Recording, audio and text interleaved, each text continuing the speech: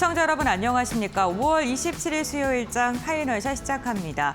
오늘 양대 지수의 온도 차이가 극명하게 엇갈리고 있습니다. 코스피는 8,000포인트를 탈환한 지 하루 만에 8,400을 웃도는 모습이 나타난 반면에 오늘 코스닥은 약세장이 좀 지속되고 있는 아쉬운 움직임이 나타나고 있는데요.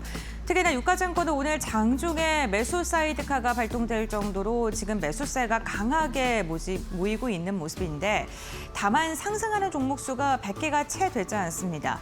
일부 종목으로 수급 쏠림 현상이 강하게 나타나고 있고요. 대표적으로 반도체, 삼성전자와 SK하이닉스의 강세가 눈에 띄는 모습인데요.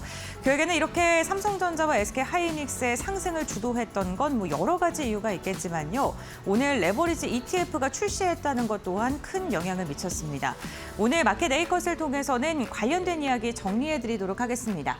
네, 저희가 오늘 A컷으로 준비한 사진은 삼성과 그리고 SK하이닉스의 칩 이미지를 준비를 했는데요. 드디어 개인 투자분들께서 정말 기다리셨던 삼성전자와 하이닉스 2배를 추종하는 ETF가 출시가 됐습니다. 다만 오늘 반도체 기업들은요, ETF 출시 외에도 다양한 상승 모멘텀이 또다시 확인됐는데요. 먼저 그것부터 살펴보시죠. 우선 미증시에서 마이크론의 목표 주가가 무려 3배가량 상향된 리포트가 나왔습니다. UBS에서 목표 주가 상향 리포트를 내놓았고요. 그 이유를 차분히 확인을 해보니까 결국에는 여태까지 나왔던 AI 시장 성장에 대한 이야기를 마이크론에 대입을 했을 때 지금 목표 주가가 굉장히 낮은 구간이다라고 UBS 측에서는 평가를 한 것입니다. 먼저 첫 번째 이유는 AI의 메모리 수요가 기대된다는 건데요. AI 서버가 확산되면서 HBM 그리고 D램과 같이 고부가 메모리의 수요가 증가하는데 이 수요가 증가하다 보니까 역시나 공급자 우위 측면에 장세가 이어질 수밖에 없다라고 판단을 한 것이고요. 그 AI 서버의 확산이 단순하게 한두 대가 팔리고 끝나는 것이 아니라 이제 산업의 구조를 변화하고 있다라고 평가를 했습니다. 한 사이클에 종료되는 단순한 사이클적인 측면이 아니라 구조적 성장 산업으로 변화하고 있는데 이 구조적 변화를 가장 크게 우리가 체감할 수 있는 게 공급자, 그러니까 마이크론이라던가 삼성전자, 하이닉스의 계약 체결 기간이 이제는 장기 계약 체결로 변화하고 있다는 것도 한몫을 하고 있습니다. 마이크론에서도 그러한 부분에 대한 수혜를 받을 수 있다라고 UBS 측에서는 내다본 것이고요. 그렇기 때문에 공급자 우위 측면이 지속되게 된다면 지금의 주가, 목표 주가는 너무나 낮고 밸류에이션을 다시 평가해야 된다라고 내다본 것입니다. 그러면서 엔비디아와 비교를 했는데요. 엔비디아처럼 PER을 더 높게 받을 수 있다라고 분석을 하면서 향후 12개월 실적을 기준으로 PER을 15배를 적용했을 때 535달러가 아니라 1,625달러를 책정을 해도 걸맞는 수준이다라고 이야기를 하면서 마이크론과 유사한 사업을 진행하고 있는 삼성전자 그리고 SK하이닉스에 대한 기대감이 커지고 있는 듯한 모습입니다. 그리고 삼성전자가 노사 협상에 대한 타결 이야기까지 좀 전해지면서 그 기대감은 점점 더 확대되고 있습니다. 그리고 오늘 레버리지 ETF가 시장에 출시가 되면서 그 기대감은 커지고 있는데 레버리지 ETF가 우리 시장에 처음 나온 것은 아니고요. 먼저 선례가 있었습니다. 바로 어디였냐면 홍콩이었는데요. 홍콩에서 지난 5월과 그리고 10월에 삼전닉스에 대한 레버리지가 나왔는데 지금 1년이 채 되지 않는 시점에서 정말 기하급수적으로 자금이 쏠렸고 흥행한 사례가 있었습니다. 그렇기 때문에 오늘 우리나라에 출시된 삼성전자, 하이닉스의 레버리지 ETF에 대한 기대감도 커질 수밖에 없는데요.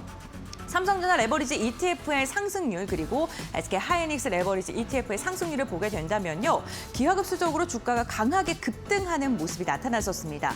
자금도 많이 쏠리면서 삼성 같은 경우에는 지난해 5월 28일에 상장을 했는데요. 상장 당일에는 500만 달러에 불과했지만 벌써 24억 7천만 달러를 돌파했다고 하고요. SK하이닉스는 10월에 상장을 했는데 300만 달러에서 77억 달러를 넘어서는 모습. SK하이닉스의 지금 상승률이 훨씬 더 좋은 모습까지도 확인이 되고 있습니다. 이렇게 삼성전자와 SK하이닉스의 레버리지를 향한 투자 욕구를 홍콩 시장에서 우리가 확인을 해봤기 때문에 그렇다면 국내 증시에서도 레버리지가 상장이 되게 된다면 당연히 시장에서는 우호적으로 흘러갈 수밖에 없겠구나라는 그런 생각으로 이어진 거고요. 그래서 오늘 ETF가 출시가 되면서 시장에서 큰 주목을 받고 있습니다. ETF의 수는요, 총 16개 종류고요. ETN도 2개의 종류가 별도로 상장이 됐습니다. 있습니다. 삼성전자 같은 경우에는 1조 7천억 원가량, SK하이닉스는 2조 2천억 원 규모로 조금 더 큰 규모로 시작을 하게 됐는데요. 단일 규모 ETF가 이렇게 시장에 입성을 한 이래로는 최대 규모, 국내에서는 가장 큰 규모의 상장이라고 보시면 될 것 같습니다. 두 기업을 합산해서 4조 원대 출격이 된 건데 이 레버리지 ETF가 무엇인지 조금 감을 못 잡으시는 분들을 위해서 간단하게 좀 소개를 해드리자면요. 기초 자산의 하루 수익률의 2배를 추종하는 겁니다. 만약에 그날 상승을 했다면 상승 수익은 한 2배로 추종이 되는 거고 하락을 했다면 손실도 그만큼 2배로 크게 확대돼서 받을 수 있다는 거겠죠. 그런데 오늘 레버리지 ETF가 출시가 되고 시장에서 이미 그런 긍정적인 선례가 있기 때문에 삼성전자와 SK하이닉스 레버리지를 사기 위한 개인 투자자분들이 지금 정말 많은 상황이라고 하고요. 이 레버리지 ETF를 그냥 살 수는 없고요. 교육을 좀 받아야 되는데 그 교육 사이트가 지금 마비가 되어 있는 상황이라고 합니다. 그래서 이 레버리지 ETF에 자금이 강력하게 쏠리면서 삼성과 하이닉스는 날아오르는 반면에 코스닥은 상대적으로 하락하는 모습이 오늘 시장에서 연출되고 있습니다. 다음 장 이어서 확인해 보겠습니다.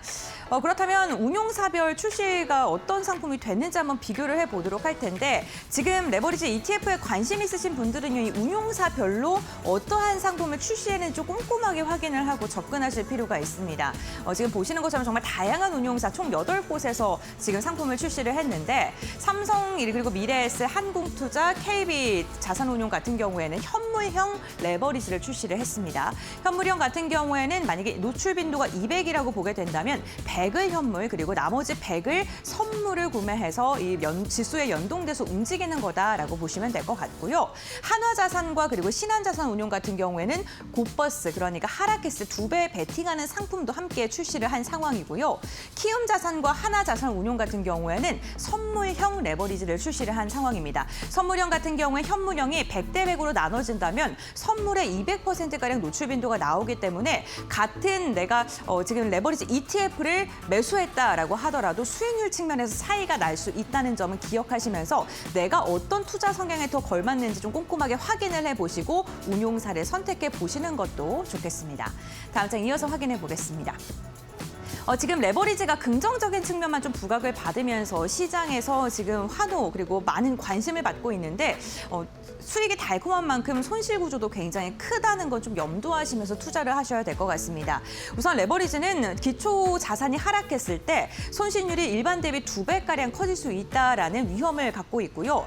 우리가 보통 주식시장의 상하단 상승폭이 플러스 마이너스 30%이지 않습니까? 그런데 레버리지는 60%까지 가능하기 때문에 손실이 발생했을 때 하루에 최대 마이너스 60까지 계좌가 흘러내릴 수 있다는 겁니다. 그래서 만약에 60%를 내가 만약에 맞게 됐을 때 음의 복리 효과가 나와서요. 오르고 내리는 게 반복될수록 오히려 수익을 얻는 게 아니라 손실이 더 커지는 아이러니한 상황이 발생을 하기도 하고요. 그렇기 때문에 장기 보유를 하는 것보다는 하루하루 단기적으로 대응하는 게 걸맞겠다라고 시장에서는 판단하고 있습니다. 일반 주식과 레버리지를 비교했을 때 만약에 내가 100만 원을 가지고 투자를 했다라고 했을 때 그날 당일에 30%의 수익률을 발생한다고 하면은 일반 주식은 130만 원, 레버리지는 160만 원이 됩니다. 당연히 이 수익률에 환호를 할 수 있겠습니다만 만약 그 다음날 30%를 하락했다고 가정을 했을 때 일반 주식 같은 경우는 91만 원이 남게 되지만 레버리지는 64만 원이 남게 됩니다. 그러니까 최종 손익을 보게 됐을 때 레버리지가 마이너스 36% 극한 손실을 받는 것과 반대로 일반 주식은 마이너스 9% 손실에 그친다는 건데요. 그렇기 때문에 추세 자체가 상승으로 이어간다고 하더라도 오히려 내 계좌는 손실인 그러한 상황이 발생할 수 있다는 걸 좀 기억을 하시면서 너무 사람들이 많이 열광한다고 따라가는 것보다는 조금 더 냉정하게 이 레버리지 상품을 바라볼 필요도 있어 보입니다. 네, 레버리지 ETF 투자 전에 꼭 체크해봐야 될 포인트들 저희가 정리를 하면서 마무리를 하도록 할 텐데요. 우선 괴리율과 스프레드의 확인이 꼭 필요합니다. 우선 이 레버리지 ETF는 바로바로 시장 가격이 주가에 반영이 되는 게 아니기 때문에 시장 가격과 실체 가치의 차이가 조금은 발생할 수 있다는 점 확인을 하셔야 되고요. 만약에 호가가 얇으면 얇을수록 이 괴리율이 더 커질 수 있다는 점도 기억을 해주셔야 될 것 같습니다. 두 번째로는 이게 하루하루의 수익률에 대한 그걸 정산을 하는 거기 때문에 때문에 오후 3시에는요, 투자 운용사들의 리밸런싱이 들어갑니다. 그렇기 때문에 가격 변동평이 더 확대될 수밖에 없고, 그래서 이게 장 막판의 변동성이 오히려 손실을 증폭할 수 있게 작용할 수 있다라는 점도 기억을 해주셔야 될 것 같고요. 세 번째로는 모든 투자자가 그냥 막 투자할 수 있는 건 아니고요. 교육을 받아야 되는데 일반 교육에다가 심파 교육까지 이수를 해야 되고요. 그리고 기본 예탁금이 1,000만 원이 필요합니다. 난 교육을 다 받았는데 오늘 왜 투자가 안 되지? 라고 생각하시는 분들은 예탁금 규모를 조금 확인을 해보시면 좋겠습니다.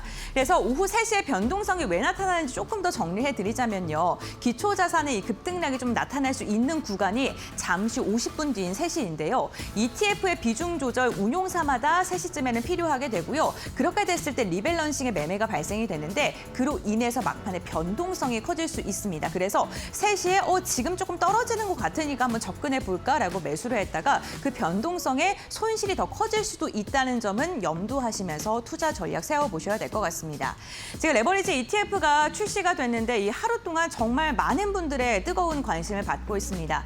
다만 이렇게 우리 시장의 관심도가 커지고 투자 금액이 증가하는 건 투자 활성화 측면에서는 당연히 좋은 부분이지만 지금 반도체 투톱의 작은 블랙홀 현상이 더 극심해질 수 있기 때문에 다른 분들의 소외 현상도 점점 더 커질 수 있다라는 분석들도 더해지고 있는데요. 사실 이러한 시장일수록 그동안 내가 눈여겨봤는데 너무 상승이 좀 부담스러웠었던 그런 섹터들을 오늘 한번 바라보시는 것도 좋을 것 같습니다. 네, 이렇게 마켓데이컷 브리핑 마무리하도록 하고요. 그렇다면 이 시간 우리 시장 어떻게 움직이고 있는지 살펴보도록 하겠습니다. 김주영 아나운서가 전해드립니다. 네, 수요일 국내 증시 오후장 흐름 같이 한번 체크해 보시죠. 현재 국내 증시에서 코스피의 경우에는 3%대 강세 흐름 확인되고 있고요. 코스닥의 경우에는 3%대 약세를 이어가면서 현재 구간 혼조세를 이어가고 있습니다. 오늘 코스피 중심으로 특히나 반도체 중심으로 수급 쏠림이 이어지고 있는데요. 이에 따라서 오늘 상승하고 있는 종목보다는 하락하고 있는 종목의 수가 압도적으로 많은 상황이고요. 특히나 코스피의 경우에는 지금 상승하고 있는 종목 70여 개도 되지 않는 모습들 확인되고 있습니다. 일중 흐름 통해서 좀 더 자세하게 체크해 보시죠. 네, 오늘 코스피의 경우에는 삼성전자와 SK하이닉스 이 레버리지 ETF가 출시되면서 수급 쏠림이 이어지고 있습니다. 오늘 동반해서 신고가를 경신을 했고요. 장중에도 상승폭을 키워가면서 오늘 코스피의 경우에는 사상 최고치 경신을 했습니다. 8,450선 돌파를 해낸 이후에 현재 구간에는 상승폭을 줄이면서 8,300선까지 하회하고 있는 모습들 확인되고 있는데요. 역시나 삼성전자와 SK하이닉스도 오후장 들어서면서 상승폭 줄이고 있다는 점 체크해 보시면 좋을 것 같습니다. 이어서 코스닥 살펴보시죠. 네, 오늘 코스닥 안에서는 바이오 종목들이 강한 흐름을 가져가고 있습니다. 다만 어제에 이어서 오늘도 이 상승 탄력 자체가 크지 않은 모습들, 조정이 나오고 있는 모습들 확인되고 있는데요. 장 초반에 1170선 터치해낸 이후에 계속해서 흘러내리고 있는 모습도 확인되고 있고요. 현재 코스닥의 경우에는 일중 저점 부근 지나가고 있다는 점 확인해 보시면 좋을 것 같습니다. 이어서 수급적인 부분도 체크해 보겠습니다. 오늘 유가증권 시장에서 개인과 기관의 순매수 확인되고 있습니다. 오늘 장중에 외국인이 어제에 이어서 순매수를 이어갔었는데 현재 구간에는 차익 실현에 나서고 있는 모습들 확인되고 있고요. 기관이 오늘 2천억 원 이상 담아내면서 코스피 지수를 견인해주고 있는 모습들 확인되고 있습니다. 개인의 경우에는 오늘 차익 실현에 나서는 모습이었는데 현재 구간에는 소폭의 순매수로 전환했다는 점 참고해 보시죠. 이어서 코스닥 살펴보겠습니다. 네, 오늘 코스닥 안에서는 외국인과 기관 계속해서 매도 포지션을 취하고 있고요. 어제에 이어서 개인이 지수 방어에 나서고 있는 모습들 확인되고 있습니다. 개인이 6천억 원 이상 담아내고 있고요. 외국인이 1,800억 원, 기관이 3,900억 원 이상의 매도세를 현재 구간 이어가고 있습니다. 이어서 오늘 시장에서 주목받고 있는 키워드 같이 한번 확인해 보도록 하겠습니다. 오늘 제약바이오 확인되고 있는데요. 그동안 바이오에 대한 투심이 눌려 있었는데 오늘 D&D 파마텍의 임상 2상 결과가 발표가 되면서 눌려왔던 투심이 다소 확산되는 모습들 확인되고 있습니다. 유럽 간학회에서 이 D&D 파마텍이 이 메쉬 신약에 대한 임상 이상 결과를 발표를 했고요. 핵심 허가 평가 지표에서 통계적 유의성을 확보했다라는 소식이 전해졌습니다. 지금 글로벌 빅파마들이 메쉬 신약에 대한 거액의 투자를 이어가고 있기 때문에 기술 이전에 대한 기대감도 붙은 상황이고요. D&D 파마텍의 경우에는 장중에 상한가 안착한 모습 확인되고 있습니다. 또 이 가운데 식품의약처에서는 의료에 대한 허가 심사를 420일에서 240일로 단축하겠다라는 소식들도 나오면서 시장이 긍정적으로 반응하고 있는 모습인데요. 현재 구간 종목들 흐름 체크해 보겠습니다. 네, 현재 구간에도 D&D 파마텍 상한가 유지하고 있는 모습이고요. 최근에 흐름이 강했던 한올 바이오파마의 경우에는 오늘도 신고가 경신하면서 18% 급등하고 있는 모습입니다. 네이처셀의 경우에도 이 현상 이후에 오늘 16%대 급등하고 있고요. 올릭스 7%대 강세, 알테오젠의 경우에는 2.8%대 오름세 보여주고 있다는 점 확인해 보시죠. 이어서 다음 키워드 체크해 보도록 하겠습니다. 네, 오늘 태양광 관련해서도 확인해 보도록 하겠습니다. 하나증권에서 미국에서 태양광 수요가 증가하면서 이에 따른 수혜를 국내 기업들이 받아갈 것이다라는 전망을 내놨는데요. 일부 종목들의 매수세 강하게 유입되고 있는 상황입니다. 당초 글로벌 이 빅테크들이 데이터 센터에 대한 증설을 아랍에미리트와 같은 중동에서 기획을 했었는데 현재 중동에 대한 이 시세가 좀 중동에 대한 그런 불안정성이 이어지면서 미국으로 유턴하고 있다라는 전망들이 나오고 있는 상황이고요. 이에 따라 미국에서 수요가 증가함에 따라서 국내 기업들의 가치 재평가가 이뤄질 것이다라는 전망을 내놨습니다. 오늘 관련한 종목들 흐름 같이 한번 체크해 보시죠. 네, 현재 구간 혼조세 이어가고 있는 상황인데요. 삼화전자의 경우에는 상한가 도달을 했고요. 오늘 OCI 홀딩스 신고가 경신하면서 8%대 강한 흐름 이어지고 있습니다. 코미코가 6.7%대 강세 확인되고 있고요. 하나솔루션의 경우에는 5%대 약세, HD현대 에너지솔루션이 6%가량 조정받고 있다는 점 확인해 보시죠. 네, 시장 같이 한번 살펴봤고요. 이어서 종목 파인더 함께해 보시기 바랍니다. 네, 5월의 마지막 수요일 파이널샷 함께하고 계십니다. 신민영입니다. 이어서 종목 파인더 통해서 보다 자세한 종목별 이슈 짚어보고요. 오늘의 투자 전략도 함께 정비해 보도록 하겠습니다. 첫 번째 이슈 바로 들어가 보겠습니다. 오늘 삼성전자와 SK하이닉스가 또 나란히 급등하면서 코스피 지수는 장중에 사상 처음으로 8,400선을 돌파했죠. 오늘 레버리지 ETF의 신규 상장이 유동성 쏠림을 부채질하고 있는 가운데 글로벌 투자은행 UBS가 미국 마이크론 테크놀로지 목표 주가를 파격적으로 상향 조정한 영향도 받고 있습니다. UBS 측에서는 장기 공급 계약 LTA에 따른 체질 개선을 이유로요. 마이크론 테크놀로지에 대한 목표 주가를 기존의 535달러에서 1,625달러로 200% 이상 상향 조정했습니다. 전형적인 경기 순환형 기업에서 구조적인 고수익 기업으로 탈바꿈했다라는 코멘트였고요. 이에 따라서 마이크론의 주가가 정규장에서 19% 이상 폭등하면서 마감 지었습니다. 시가총액 1조 달러도 사상 처음으로 돌파했고요. 필라델피아 반도체 지수도 5.5%나 급등했죠. 사상 최고치를 경신하고 있는 모습입니다.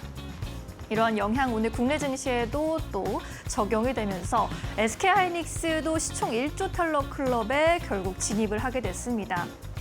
글로벌 주요 기업의 시가총액 순위를 보시면 10위권까지 대부분이 미국 빅테크 기업이고요. 대만의 TSMC가 6위에 랭크되어 있는 모습 확인하실 수 있는데 삼성전자, SK하이닉스가 또 나란히 11위, 12위에 올라오게 되면서 글로벌 시총 1조 달러 클럽에 진입한 국내 기업이 두 곳으로 늘어나게 됐습니다. 오늘 반도체주 분위기 함께 살펴보시죠. 삼성전자, SK하이닉스로 쏠림 장세가 아주 극심하게 진행되고 있는 가운데 SK하이닉스가 10%대 탄력 유지하고 있고요. 삼성전자도 4.26% 급등하면서 31만 1천 원 선에서 거래되고 있습니다.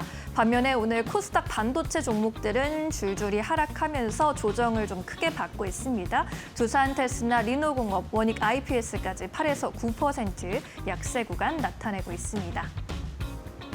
반도체주 만나봤고요. 이어서 두 번째 이슈입니다. 제약바이오주가 지금 코스닥 시장이 오늘 상당히 부진한 가운데에서도 상승의 연속성을 좀 보여주고 있습니다.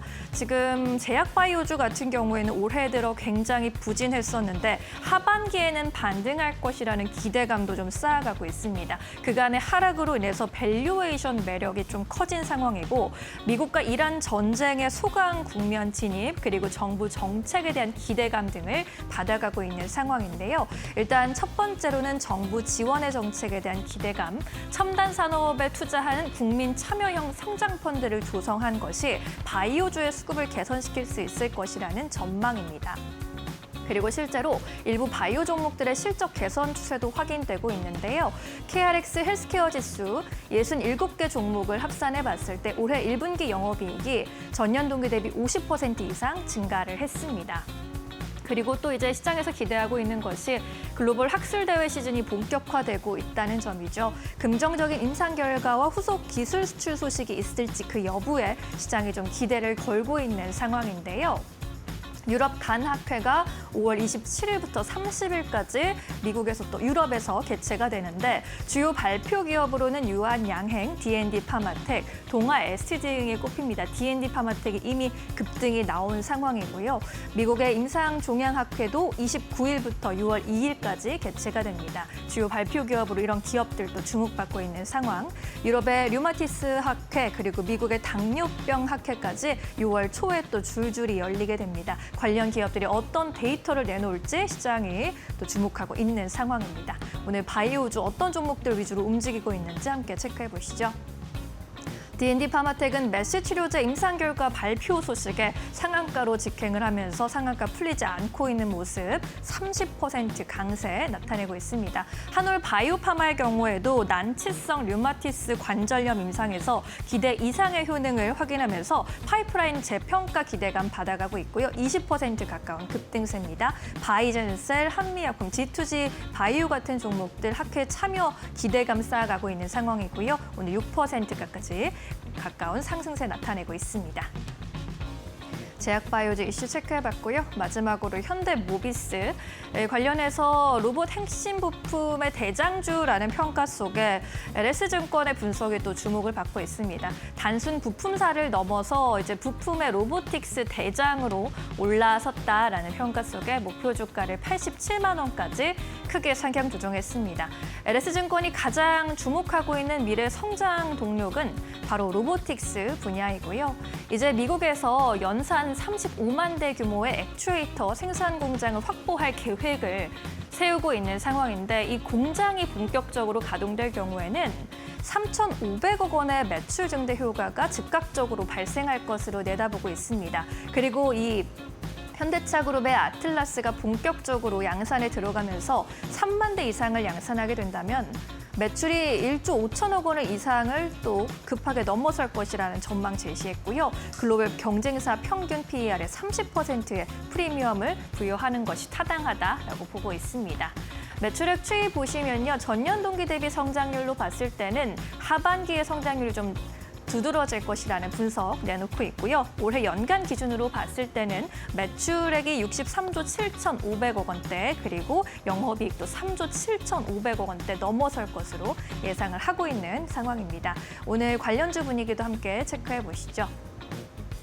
로봇주 안에서 현대 오토에보의 급등세가 또 오후장 안에선 나타나고 있는 상황이고요. 삼현의 경우에도 2%대 강세 나타나고 있습니다. 현대 모비스의 경우에는 장중에 하락 전환하는 모습도 나타났고요. 한라캐스트, LG 이노텍 같은 종목들 시장 대비 선방하고 있는 상황입니다.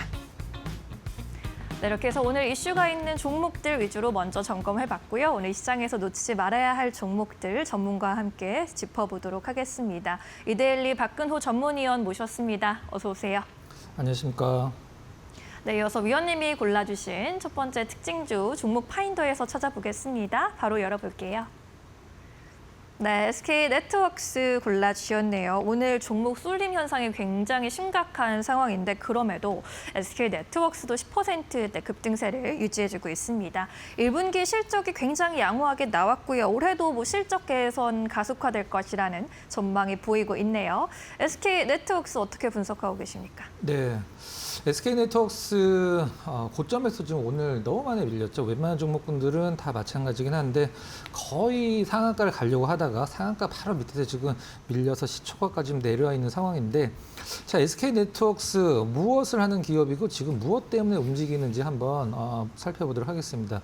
기존의 SK네트워크스의 사업 갖고는 지금과 같은 주가 흐름이 사실 나오기는 좀 힘들죠. 기존의 사업은 이렇게 어떤 벼락 성장을 하기는 거의 불가능한 사업이었죠. SK네트워크스 같은 경우는 이제 여러분들이 SK텔레콤 주식 어떤 통신을 쓰신다라고 하면은 그 SK텔레콤 내에서 이제 휴대폰을 유통하는 그런 부분들을 이제 담당을 하고, 워커힐 호텔도 운영을 하고 있고, 그다음에 가전 렌탈도 하는 기업인데, 지금 SK네트워크스가 시장에서 관심을 받는 것은 이제 두 가지 단어로 설명이 가능하죠. 첫 번째는 이제 업스테이지고, 두 번째는 국민 성장 펀드죠. 네. 지금 가장 핫한 어떤 아이템 두 개가 모두 공통적으로 적용이 됐다라고 하는데, 자, 그러면은 그 단어 두 개가 SK네트워크스의 어떤 주가 상승에서 역할을 하고 있는지 한번 살펴보도록 하겠습니다. 자, 일단 업스테이지 같은 경우는 이제 여러분들이 뭐 챗 GPT, 제미나이, 뭐 엔트로픽, 클로드 이런 이제 AI LMM이라고 하는 부분들을 쓸 때 이제 한국형 이제 LMM이죠. 업스테이지 솔라라고 우리가 보통 표현하는데, 지금 이제 실질적으로 나와서 이제 사용자들이 이제 사용을 하고 있는 상황인데, 이 부분에 대한 이제 시너지 기대감이 있죠. 지분을 갖고 있다는 뜻이 되겠죠.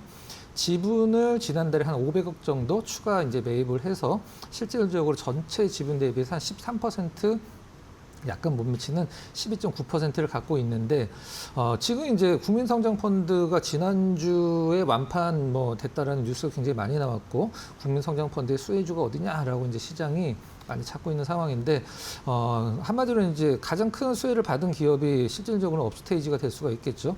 네이버도 4천억을 받았는데 GPU 살 때 돈 쓰라고 굉장히 초저리로 4천억 받았는데 업스테이지가 5,600억을 받았어요. 물론 뭐 줬다라고 표현을 할 수는 없죠. 나중에 갚아야 됩니다. 근데 국민성장펀드 이제 직접 투자로 이제 완판됐다라고 하는 거는 간접 투자 자금을 이제 완판이 된 거고, 이제 국민성장펀드가 직접 어떤 기업에 바로 꽂아주는 직접 투자 2호 기업이 바로 업스테이지인데 5,600억이 투자가 됐죠. 네. 근데 시장에서 이것 갖고 말이 상당히 많았습니다. 이게 이제 그냥 갖다가 쓸 수 있는 돈이 아니다 보니까 이제 정확한 어떤 근거가 있어야 되는데, 이 국민성장펀드 투자 결정이 될 때 내부적으로 이 업스테이지 투자할 때 반발이 굉장히 많았다라는 후문이 좀 보도가 좀 많았죠. 이제 반발이 나온 이유는 일단 검토 문건도 없고 그냥 위에서 갑자기 결정이 돼버렸다, 이런 부분들도 있고, 실질적으로 정책 자금을 우리가 업스테이지에 5,600억 꽂았을 때 이걸 우리가 과연 회수를 할 수 있느냐, 그게 가장 중요하거든요. 근데 그 회수에 대한 의문이 좀 있었고, 그 다음에 우리나라에서만 이제 업스테이지 솔라가 우리나라에서만 쓰인다라고 하면 사실 아무 의미가 없겠죠. 글로벌적으로 나가야 되는데 그게 과연 가능하냐, 그런 부분인데, 사실 이런 부분들이 사실 의미를 가질 수밖에 없는 부분이고, 그 다음에 좀 가장 문제가 됐던 부분은 네이버에 있다가 정보 쪽으로 갔다 지금 부산 쪽에 지금 국회의원 보궐선거 나간 분 계시죠. 영화 배우랑 이름 똑같은 분, 그분이 지분을 갖고 있었는데, 그때 당시에 이제 장외가로 주당 7만 원이었었는데 그걸 100원인가에 이제 매각을 했죠, 실질적으로. 그래서 판 게 아니라 그냥 잠깐 맡겨둔 거 아니냐, 파킹이다, 이런 식으로 해서 좀 약간 논란이 있었습니다. 그 부분 참고를 좀 하시고요. 그러면은 업스테이지가 지금 어떤 쪽으로 이걸 좀 그 저변화를 시키려고 노력하냐 하면, 다음 있죠. 지금 이제 거의 쓰지 않는 다음을 인수를 해서, 다음 이제 카카오품을 떠났기 때문에 운영사가 지금 AXG인가 그렇죠. 거기서 다음을 포털 사이트를 인수를 해서 이걸 좀 약간 저변을 확대를 하겠다.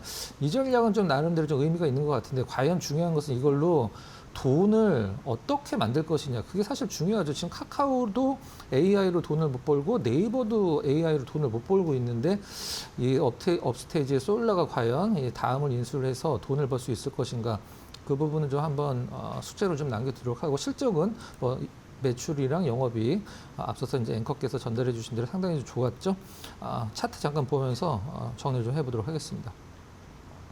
지난주 이제 이번 주 이제 화요일 그리고 오늘까지 급등이 좀 나와주고 있는데, 저희 이제 종목 그 파인더 시간에서 5월 13일 날 이제 조정을 받는 마무리 구간에서 이제 포착 종목으로 설명을 좀 드렸고, 그 다음부터 또 계속적으로 연속 급등이 나오고 있는 상황인데, 일단 이제 역사적으로 한 번도 가지 않았던 가격대고 오늘 위쪽에서 좀 많이 밀리고 있긴 합니다만은 여기서 가장 중요한 것은 이제 업스테이지에 대한 어떤 국민성장 펀드에 대한 투자 이런 것들도 있긴 합니다만 업스테이지가 이제 상장까지 갔을 때 SK네트워크가 과연 어떤 흐름을 보여줬을까 이게 가장 중요하거든요. 그래서 개인적으로는 큰 조정도 한번 각오가 된다라고 하면은 업스테이지 상장까지 한번 끌고 가는 게 가장 좀 높은 수익률을 낼 수 있는 게 SK네트워크의 좀 장점이 아닐까 이렇게 판단을 하고 정리를 하도록 하겠습니다.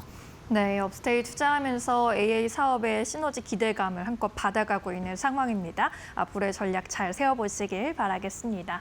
첫 번째 특징주 이렇게 정리해 보도록 하겠고요. 이어서 골라주신 두 번째 특징주 또 찾아볼까요? 네, 한양 ENG 살펴보겠습니다. 오늘 코스닥 시장에 급락하고 있는데 그 안에서도 상승불 켜주고 있는 한양 ENG이고요. 어제도 공시가 있었습니다. 해외 고객사와 CDS 패키지 공급 계약 체결 소식 알리기도 했습니다.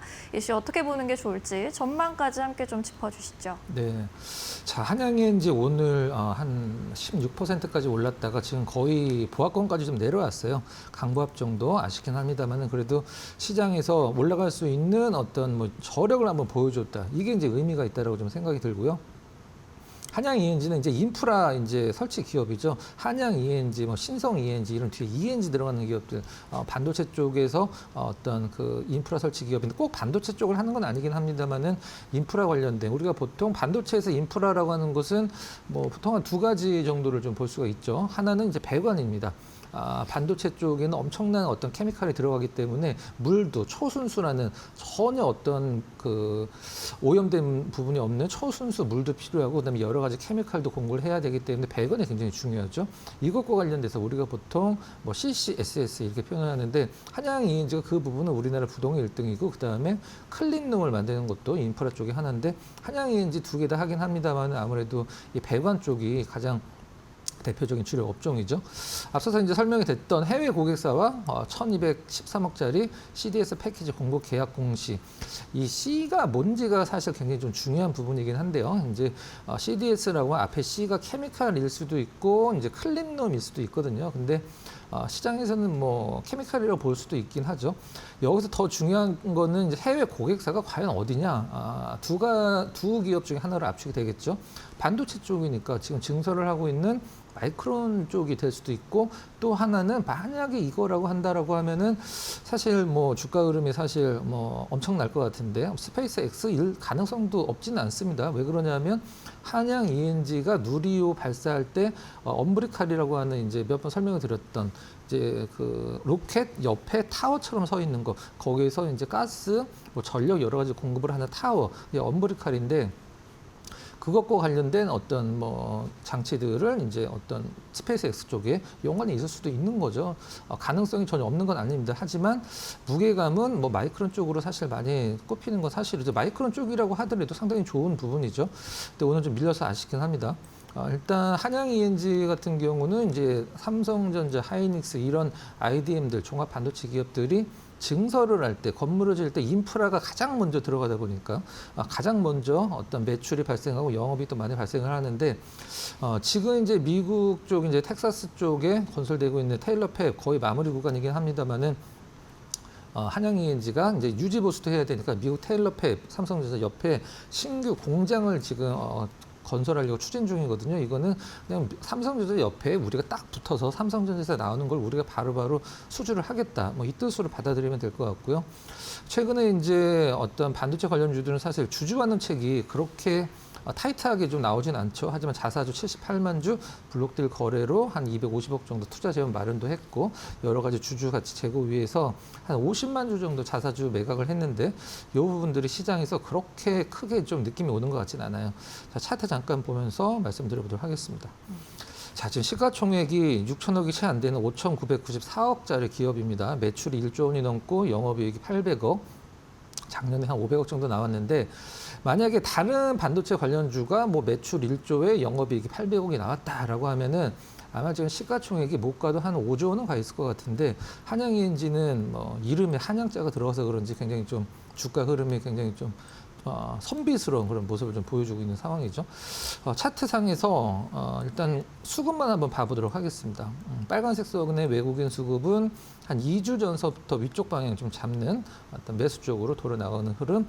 기관 수급이 좀 문제가 되는 것 같은데 길게 봤을 때 한양 E&G를 기관이 왜 이렇게 좀 싫어하는지 모르겠어요. 작년 9월 달서부터 계속적으로 매도를 해서 지금까지 매도가 이어지고 있는 상황인데 사실 이 인프라 기업들 중에 한양 E&G만큼 그 어떤 실적이 잘 나오는 기업이 몇 개 없거든요. 오늘 좀 정리를 하면 대량 거래, 이제 전일의 어떤 수주 공시와 이게 대량 거래가 나왔고, 그다음에 위쪽에서 16% 정도 상승했다가 좀 약간 밀려 있는 점은 아쉽긴 합니다만은 그래도 박스권을 돌파를 하는 데 있어서 필요한 것은 다른 게 아니라 이제 거래량이 되겠죠. 이제 거래량 상당히 좋았으니까 앞으로 특별한 일만 없고 반도체 쪽에 많이 훼손만 안 된다라고 하면 지금 삼성전자, 하이닉스만 올라가는 장이죠. 오늘도 소부장 다 빠지고 있는데 한양 E&G도 뭐 그 영향으로 조금 조정을 받았다 생각을 하시고 계속적으로 홀딩으로 갖고 가야 되는 종목 중에 하나다. 이렇게 정리를 해보도록 하겠습니다. 네, 한양 E&G 함께 분석해봤습니다. 실적 대비 여전히 저평가로 보이고요. 또 앞으로의 주가 상승이 좀 시원하게 나타날 수 있기를 함께 기대해 보겠습니다. 첫 번째, 두 번째 특징주까지 만나봤고요. 그래서 포착 종목을 좀 찾아보도록 하겠습니다. 오늘 코스피와 코스닥의 표정이 또 극명하게 엇갈리고 있는데 매수 기회 활짝 열어놓을 수 있는 종목 어떤 종목일까요? 바로 열어볼게요. 네, 샘CNS 골라주셨습니다. 이 종목은 어떤 모멘텀에 좀 집중해 볼 수 있을까요? 네, 샘CNS 오늘 시초가 기준에서 하락 상승 굉장히 퍼포먼스가 많이 나오는 기업인데 샘CNS를 우리가 이제 주목해야 되는 이유를 한 서너 개 정도로 압축을 해서 포인트를 좀 짚어보도록 하겠습니다. 샘CNS는 풀오브 카드, 한마디로 웨이퍼의 분량을 잡아내는 풀오브 카드의 밑에 들어가는 부품을 만드는 기업이죠. STF라고 보통 얘기를 합니다. 스페이스 트랜스포머 필름이라고 하는 부분인데 필름은 아닌데 이상하게 필름이라고 부르더라고요. 일단 실적 먼저 살펴보면 어닝 서프라이즈죠. 시가총액 8천억대에 어울리는 실적은 아니긴 합니다만은 반도체라는 어떤 멀티플을 굉장히 많이 받고 있는 기업이죠. 매출은 전년 대비 1분기 실적 기준으로 전년도 대비 72%, 영업이익은 전년도 대비 436%, 주가가 안 오를 수가 없겠죠. 굉장히 좀 크게 증가를 했고 2분기, 3분기 내년까지 이게 이제 이어질 것이라는 게 시장의 전망인데, 네. 자 그러면은 이제 우리가 샘CNS가 풀오브 카드에 들어가는 부품을 만드는 기업이다라고 말씀드렸잖아요. 그러면 여기서 하나만 체크를 하면 되겠죠. 풀오브 카드를 만드는 기업이 잘 되면은 풀오브 카드의 부품을 만드는 기업도 잘 되겠죠. 자 그러면은 구조를 설명드리면 샘CNS는 TSE라는 기업의 풀오브 카드의 부품을 납품을 하고 TSE는 풀오브 카드를 만들어서 삼성, 하이닉스, 마이크론에 납품을 하죠. 자 그러면 TSE의 실적이 좋아지고 TSE 주가가 오르면 샘CNS는 그냥 그냥 가만히만 있어도 이제 분위기가 나올 수밖에 없는 그런 상황이죠.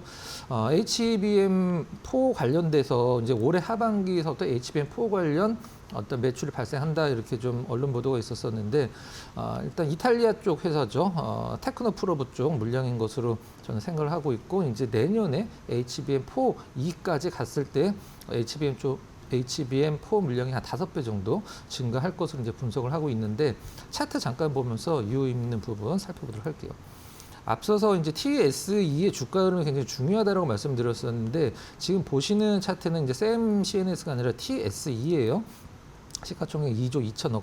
작년에 TSE 같은 경우는 3만 원대에서부터 지금 올해 최고점 25만 원대까지 올라올 정도로 반도체 부품주, 소부장주 중에 가장 많이 오른 기업 탑5 안에 드는 기업이죠. 실질적으로 1등이라고 해도 과언이 아닌데 이 기업이 최근에 오늘 좀 전반적으로 조정이 다 반도체 쪽에 오기 때문에 조정이 오긴 합니다만은 가장 견조한 흐름을 보여줬던 게 바로 TSE거든요. 반면에 샘CNS 같은 경우는 따라는 가고는 있는데 사실 상승 후에 조정이 왔을 때 이 부침이 상당히 좀 세죠. 지금 보시는 화면 샘CNS고요. 일단 제가 봤을 때는 오늘 샘CNS 정도처럼 상승으로 전환된 소부장 기업 별로 없거든요.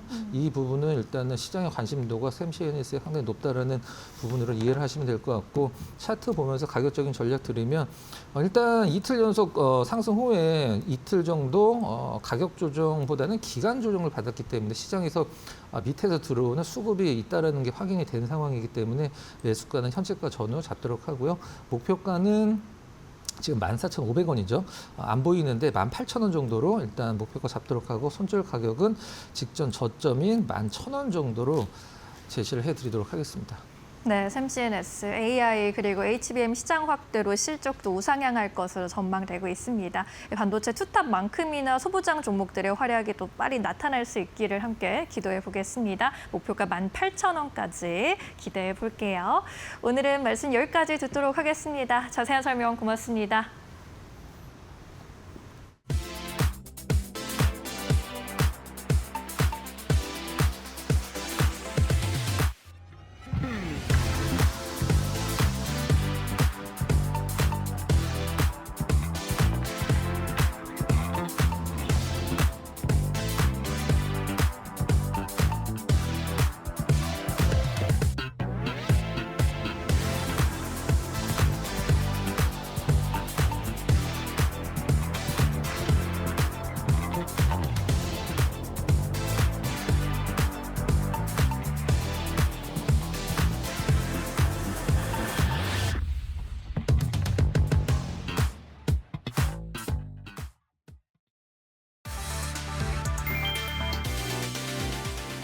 금융투자교육원 홈페이지가 상장지수펀드 교육 수요 급증으로 마비됐다. 27일 금융투자업계에 따르면 삼성전자와 SK하이닉스를 기초자산으로 한 단일 종목 레버리지 인버스 ETF가 국내 최초로 상장되면서 투자자 접속이 폭증했다. 이로 인해 금융투자협회 금융투자교육원 사이트는 오전부터 접속 불능 상태에 빠졌다. 앞서 전날 밤에도 접속 지연과 로그인 오류가 발생했으며 밤 11시 이후 복구됐지만 이날은 완전히 마비된 상태가 이어졌다. 한국거래소에 따르면 삼성 미래에셋 한국투자, KB 신한 한화키움 하나자산운용 등 8개 운용사는 총 16종의 단일 종목 ETF를 상장했다. 해당 상품의 총 상장 규모는 약 4조 3,227억 원이다. 해당 ETF에 투자하려면 금융투자협회 교육원에서 일반 및 심화 교육을 이수해야 하며 기본 예탁금 1,000만 원 요건도 필요하다. 금융투자교육원에 따르면 지난 21일 기준 사전교육 신청자는 10만 명을 넘어섰고 이 중 9만 3,118명이 교육을 수료한 것으로 집계됐다.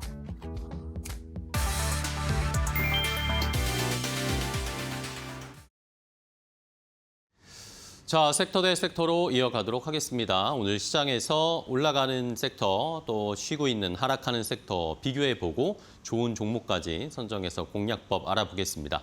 자, 오늘 함께해 주실 분은요. 퍼스트 프라임 리서치의 이동근 대표와 함께하겠습니다. 대표님 안녕하세요. 네, 안녕하십니까? 네, 반갑습니다.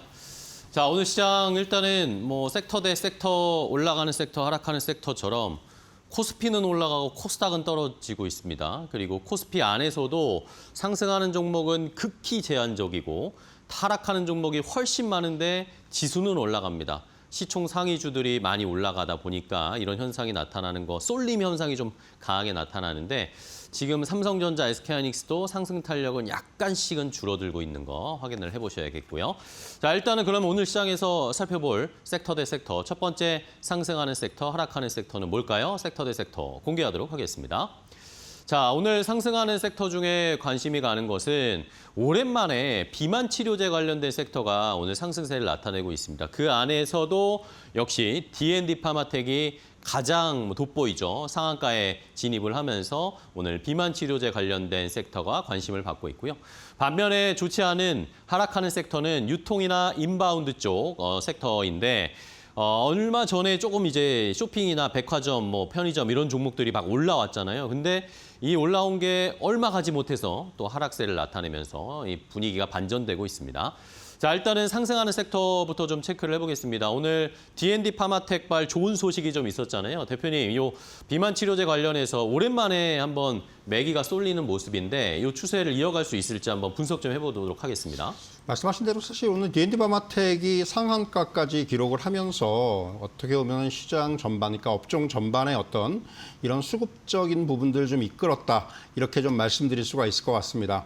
특히 이제 오늘 같은 경우 이제 그 D&D 파마텍은 개별적인 재료들이 좀 나왔죠. 그러니까 대사 이상 지방 간염 메쉬라고 합니다. 이 치료제 후보 물질의 48주 임상 결과를 이제 27일, 30일까지 열리는 그 유럽 간 학회에서 발표를 할 예정인데 이 부분이 상당히 좀 부각이 되고 있어요. 사실 최근에 뭐 유럽 간 학회 또 아스코 미국 임상종양학회 또 미국 당뇨병학회 ADA 이런 그 일련의 주요 학회 시즌이 본격화되면서 오늘 관련주들에 대한 강세, 그러니까 오늘 비만 치료제 이외에도 바이오 쪽에서 이런 것과 연관이 되어 있는 종목들이 특징적으로 오르는 종목들이 많았거든요. 결국 DND 파마텍도 이제 그런 관점에서 좀 받아들일 필요가 있을 것 같고, DND 파마텍이 이제 오늘 상한가 들어갔고 그러면서 이제 같은 섹터 안에서 우승하고 있는 올릭스라든가 뭐 펩트론이라든가 한미약품이라든가 이런 종목들 중심으로 우리가 흔히 잘 알고 있는 비만 치료제 관련주 중심으로 상승세가 나타나고 있고요. 말씀드린 대로 결국 이제 파이프라인의 임상 성과에 대한 기대감들 이런 것들이 이제 이런 학회 자리를 통해서나 또는 이제 하반기 어떤 여러 가지 일정들을 통해서 좀 예정이 되어 있다라는 부분이, 그리고 이제 주가가 무엇보다도 많이 빠져 있다라는 부분이 아무래도 좀 이제 오늘 부각되는 것이 아닌가 이렇게 좀 말씀을 드릴 수가 있을 것 같습니다. 네. 자, 이렇게 비만 치료제 관련된 종목들이 오랜만에 상승부를 켰습니다. 그 선두에는 DND 파마텍이 임상에 대한 결과가 좋다라는 이야기들이 나왔죠. 메시 치료제 어떤 또 퍼포먼스 보여줄 수 있을지, 추가적인 한때 DND 파마텍의 주가가 굉장히 고공행진했는데 조정을 많이 받았거든요. 다시 그런 상승 탄력을 이어갈 수 있을지가 가장 중요한 포인트가 될 것 같습니다. 첫 번째 상승하는 섹터 비만 치료제 봤고요. 자, 이번에는 하락하는 섹터인데 오늘 뭐 하락하는 섹터가 너무나 많지만 그 안에서도 유통 인바운드 쪽에 이 관련된 이 섹터들도 좋지가 않습니다.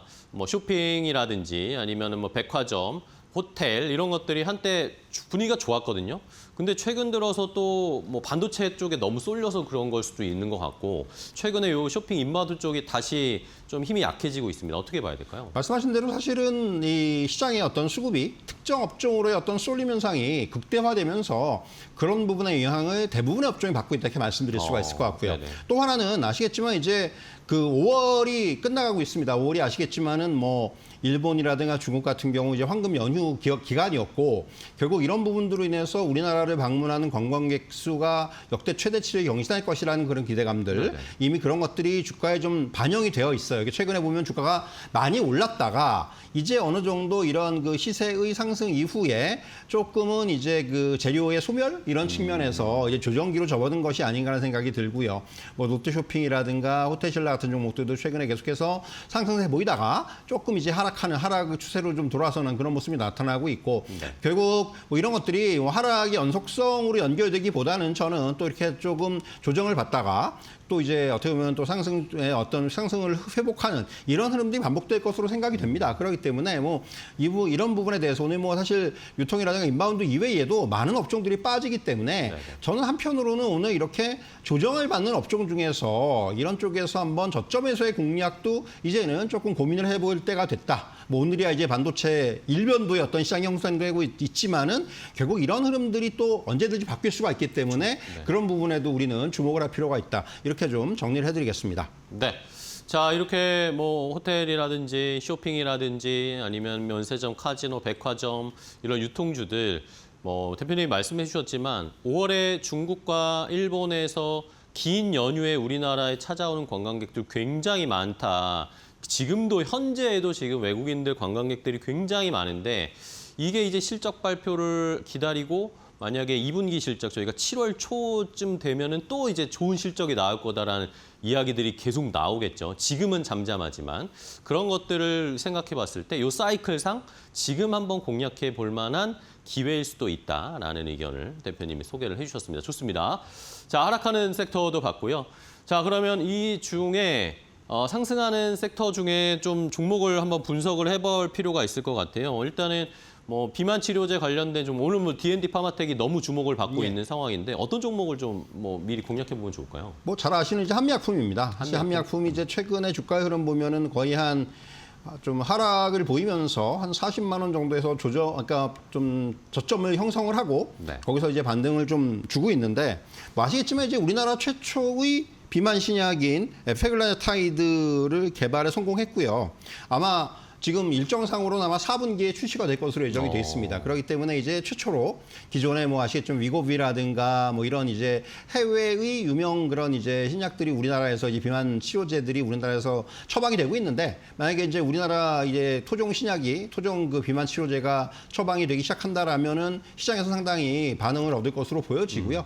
이런 부분들이 역시 중요한 모멘텀이 될 것이다 이렇게 말씀드릴 수가 있겠고 추가적인 어떤 또 파이프라인들을 가지고 있어요. 그러니까 지금 보면은 비만 내에서 어떤 3중 작용제가 지금 이제 또 미국 내에서 이제 이상 지금 진행을 하고 있고 또 근육 증가에 또 이제 어떤 그런 또 특징을 가진 그런 또 이제 후보 물질 같은 경우도 지금 보면은 이제 임상을 진행하면서 이제 중간 결과 발표를 앞두고 있기 때문에 이런 것들이 향후에는 이제 기술 이전이라든가 이런 쪽에 대한 기대감들을 또 가지고 있다는 측면 이런 부분들 그러니까 지금 후속 파이프라인에 대한 기대감도 여전히 살아있는 상태다 이렇게 말씀드리겠고요.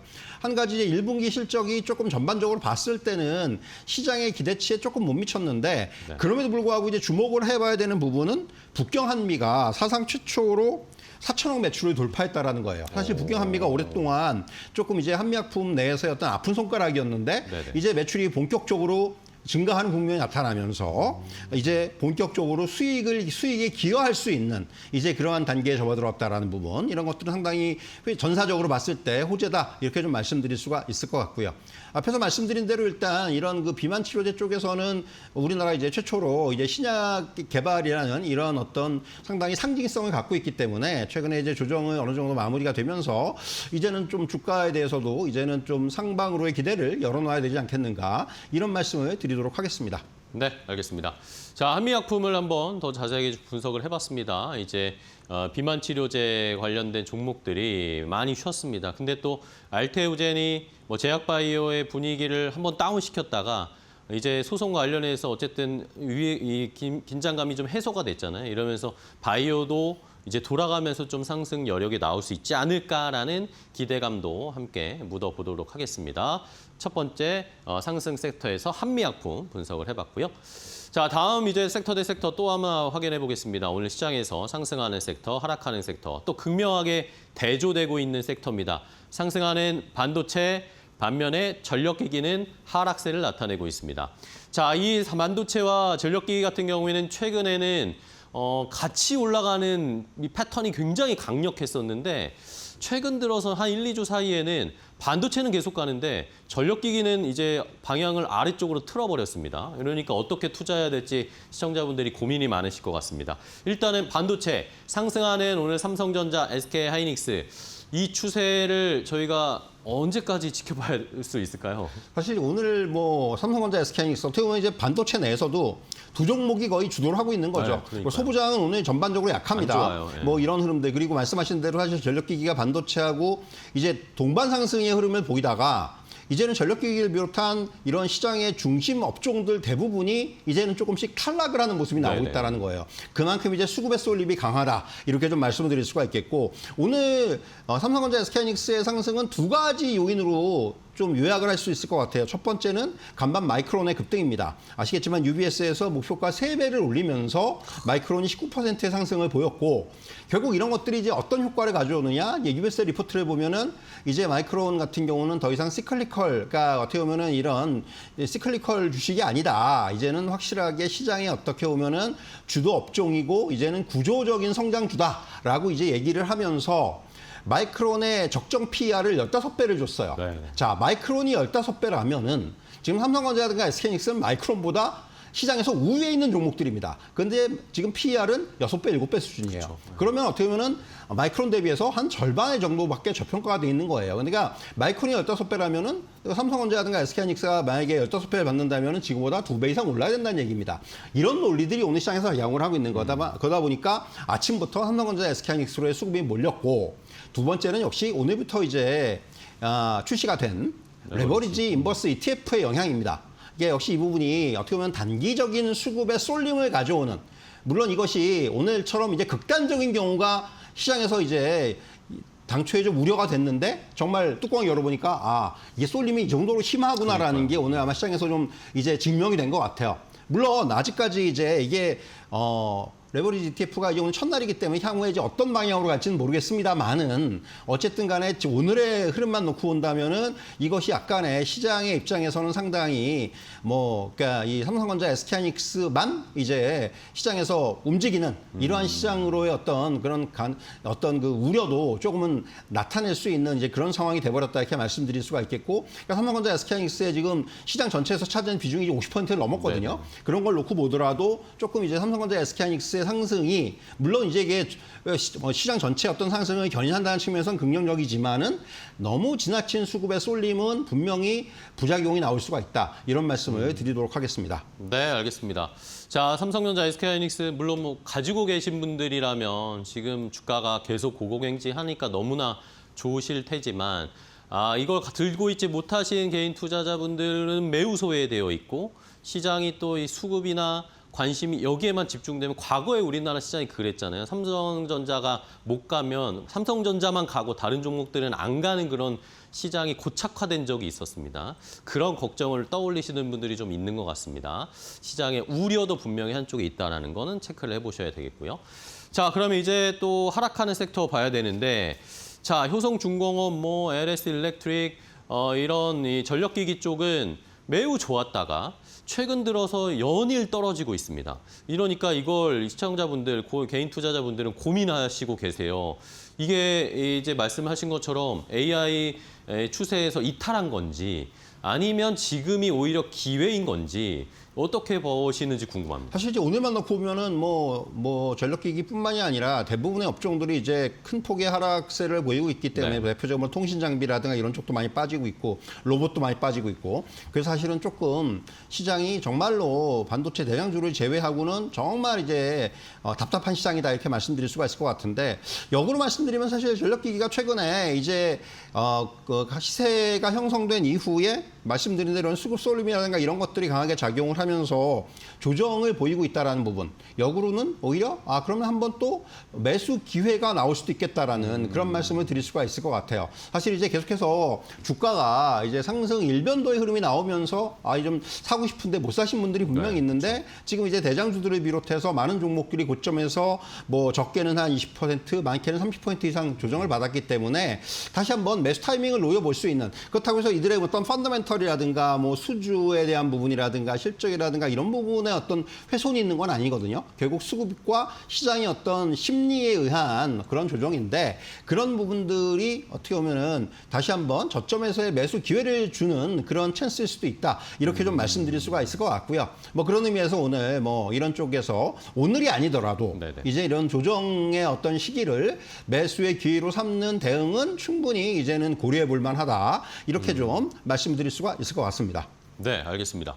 자, 이렇게 전력기기는 사실 우리가 1년 정도 지금 기간을 생각해 봤을 때 뭔가 쉬고 나면은 분명히 다시 올라오면서 답을 줬던 게 전력기기이긴 합니다. 이번에도 과연 그게 통할지 한번 잘 공략을 해보시고 공부를 해보실 필요가 있을 것 같아요.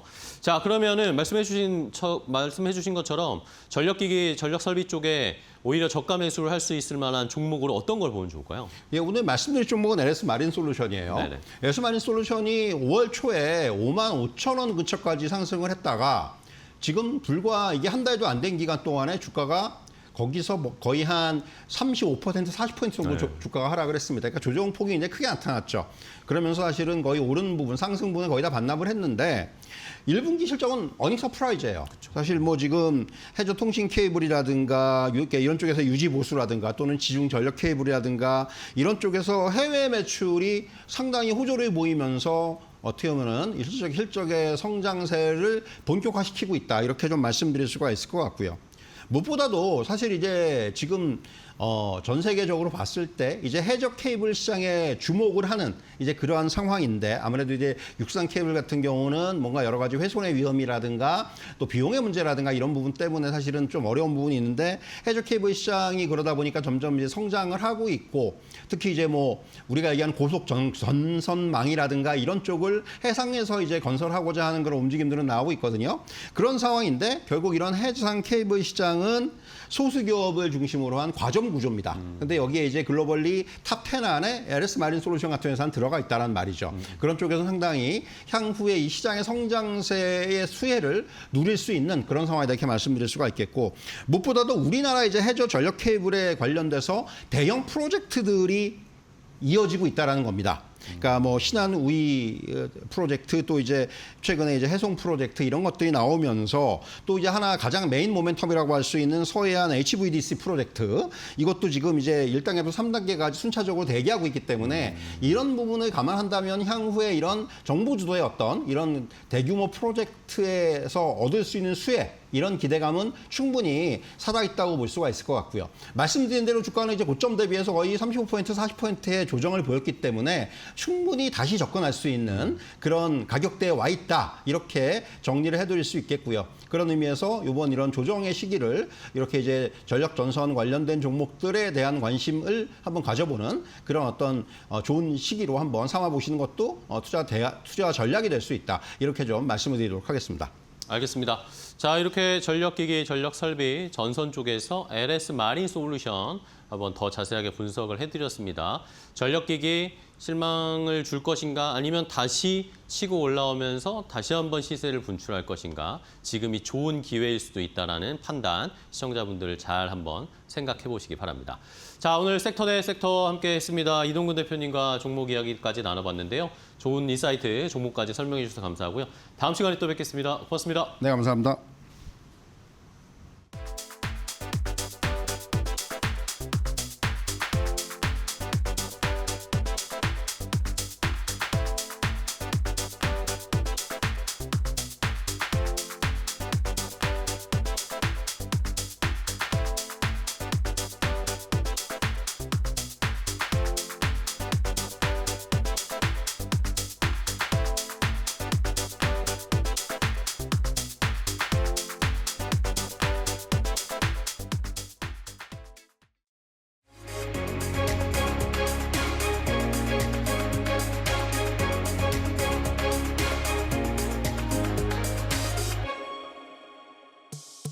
AI의 능력이 바뀌고 있습니다. 리자수가 한국을 찾아오고 젠슨 황이 요즘 눈빛이 흔들리고, 인공지능의 게임이 지능이 아니라 토큰으로 넘어갔다는, 토큰 생산량은 결국 메모리고 때려 넣는 그 메모리의 양이 중요하기 때문에 금광을 팔 때 금으로 돈 버는 게 아니라 청바지로 돈 벌었듯이 AI 시대의 돈은 메모리가 벌 것이다.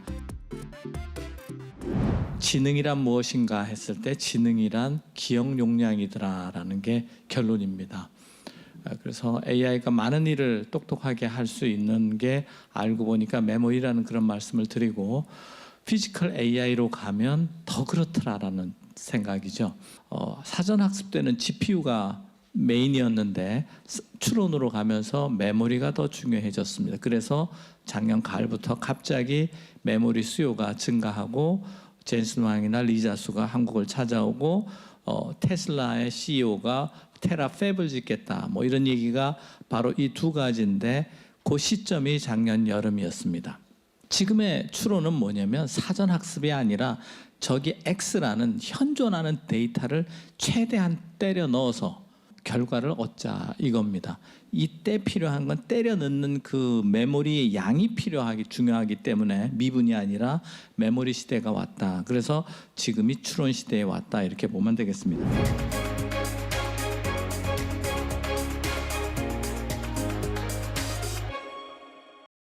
컴퍼니 인사이드 에코프로 편.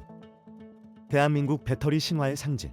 많은 이들이 이 회사를 대기업의 뒤를 잇는 새로운 황제로 기억하지만, 이 거대한 제국의 뿌리에는 대기업이 쓸모없다며 버린 비운의 유산이 숨겨져 있습니다. 하청업체의 한계를 깨기 위해 남들이 포기한 기술을 선택하고 전 세계 공급망을 흔드는 요새를 건설하기까지 고독한 집념의 길을 걸어온 에코프로의 이야기인데요. 처음 시작은 1998년 INF 한복판. 잘 나가던 세무사 자리를 던진 한 남자의 영세한 환경 필터 기업이었습니다. 난해 장부만 적다간 평생 대기업 하청으로 끝나겠다는 위기감에 환경 벤처를 차렸지만 파산 직전의 냉혹한 현실뿐이었죠. 온실가스를 제거하고 공장의 매연을 걸러내는 독자적 기술로 대기업 납품에 성공했지만 돌아온 건 가혹한 단가 인하 압박과 하청 구조의 벽이었습니다. 대체 불가능한 원천 기술 없이는 미래도 없다며 돌파구를 찾던 2003년, 뜻밖의 기회가 찾아옵니다. 당시 대기업 제1모직이 수년째 적자만 내다 포기하기로 한 배터리 양극재 연구를 발견한 것인데요. 주변의 만류에도 불구하고 에코프로는 사채까지 동원해 이 버려진 특허와 장비를 통째로 인수하는 무모한 승부수를 던집니다. 그러나 인수 후의 현실은 더 잔혹했습니다. 양극재 개발은 막대한 연구비를 삼키는 블랙홀이었고 금융권은 세무사 출신이 사기극을 벌인다며 조롱했죠. 지독한 자금난 속에서 에코프로가 찾은 생존 전략은 독자적 요새화. 원료를 해외에 의존하면 언제든 휘둘릴 수 있다는 교훈 아래 광물 정제부터 원료 가공, 최종 제조와 폐배터리 재활용까지 모든 과정을 한 곳에 집적시키는 거대한 자급자족 생태계 클로즈드 루프를 설계하기 시작합니다. 20년 뒤 글로벌 공급망 대란이 터졌을 때 시장은 경악했습니다. 외부 도움 없이 스스로 원료를 조립해 소재를 찍어내는 유일한 철옹성이 포항에 버티고 있었기 때문인데요. 결국 글로벌 완성차 거물들이 물량을 받기 위해 줄을 서는 슈퍼을이 탄생한 것이었습니다. 대기업이 버린 유산에서 출발해 자신만의 태양계를 구축하며 제조업의 패러다임을 바꾼 거인. 신화적인 역전극을 완성하고 이제 새로운 시험대에 선 기업, 바로 에코프로입니다.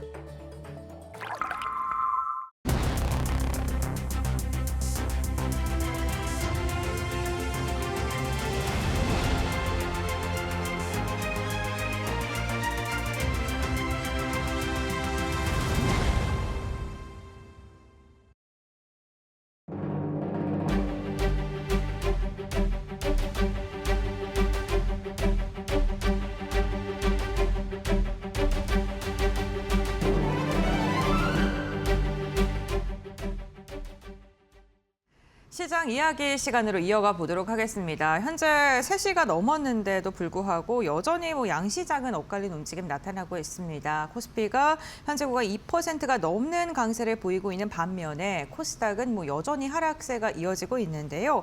오늘 이렇게 시장이 엇갈린 움직임을 보여주는 대표적인 이유 중에 하나가 삼성전자와 하이닉스 ETF 레버리지가 출시되면서이겠죠. 오늘 관련된 이야기 나눠보고 전략 세워보도록 하겠습니다. 해운솔루션의 이정우 대표와 함께합니다. 안녕하십니까? 안녕하세요. 네, 반갑습니다. 오늘 드디어 삼성전자, SK하이닉스 단일 종목 레버리지 ETF가 출시가 됐습니다.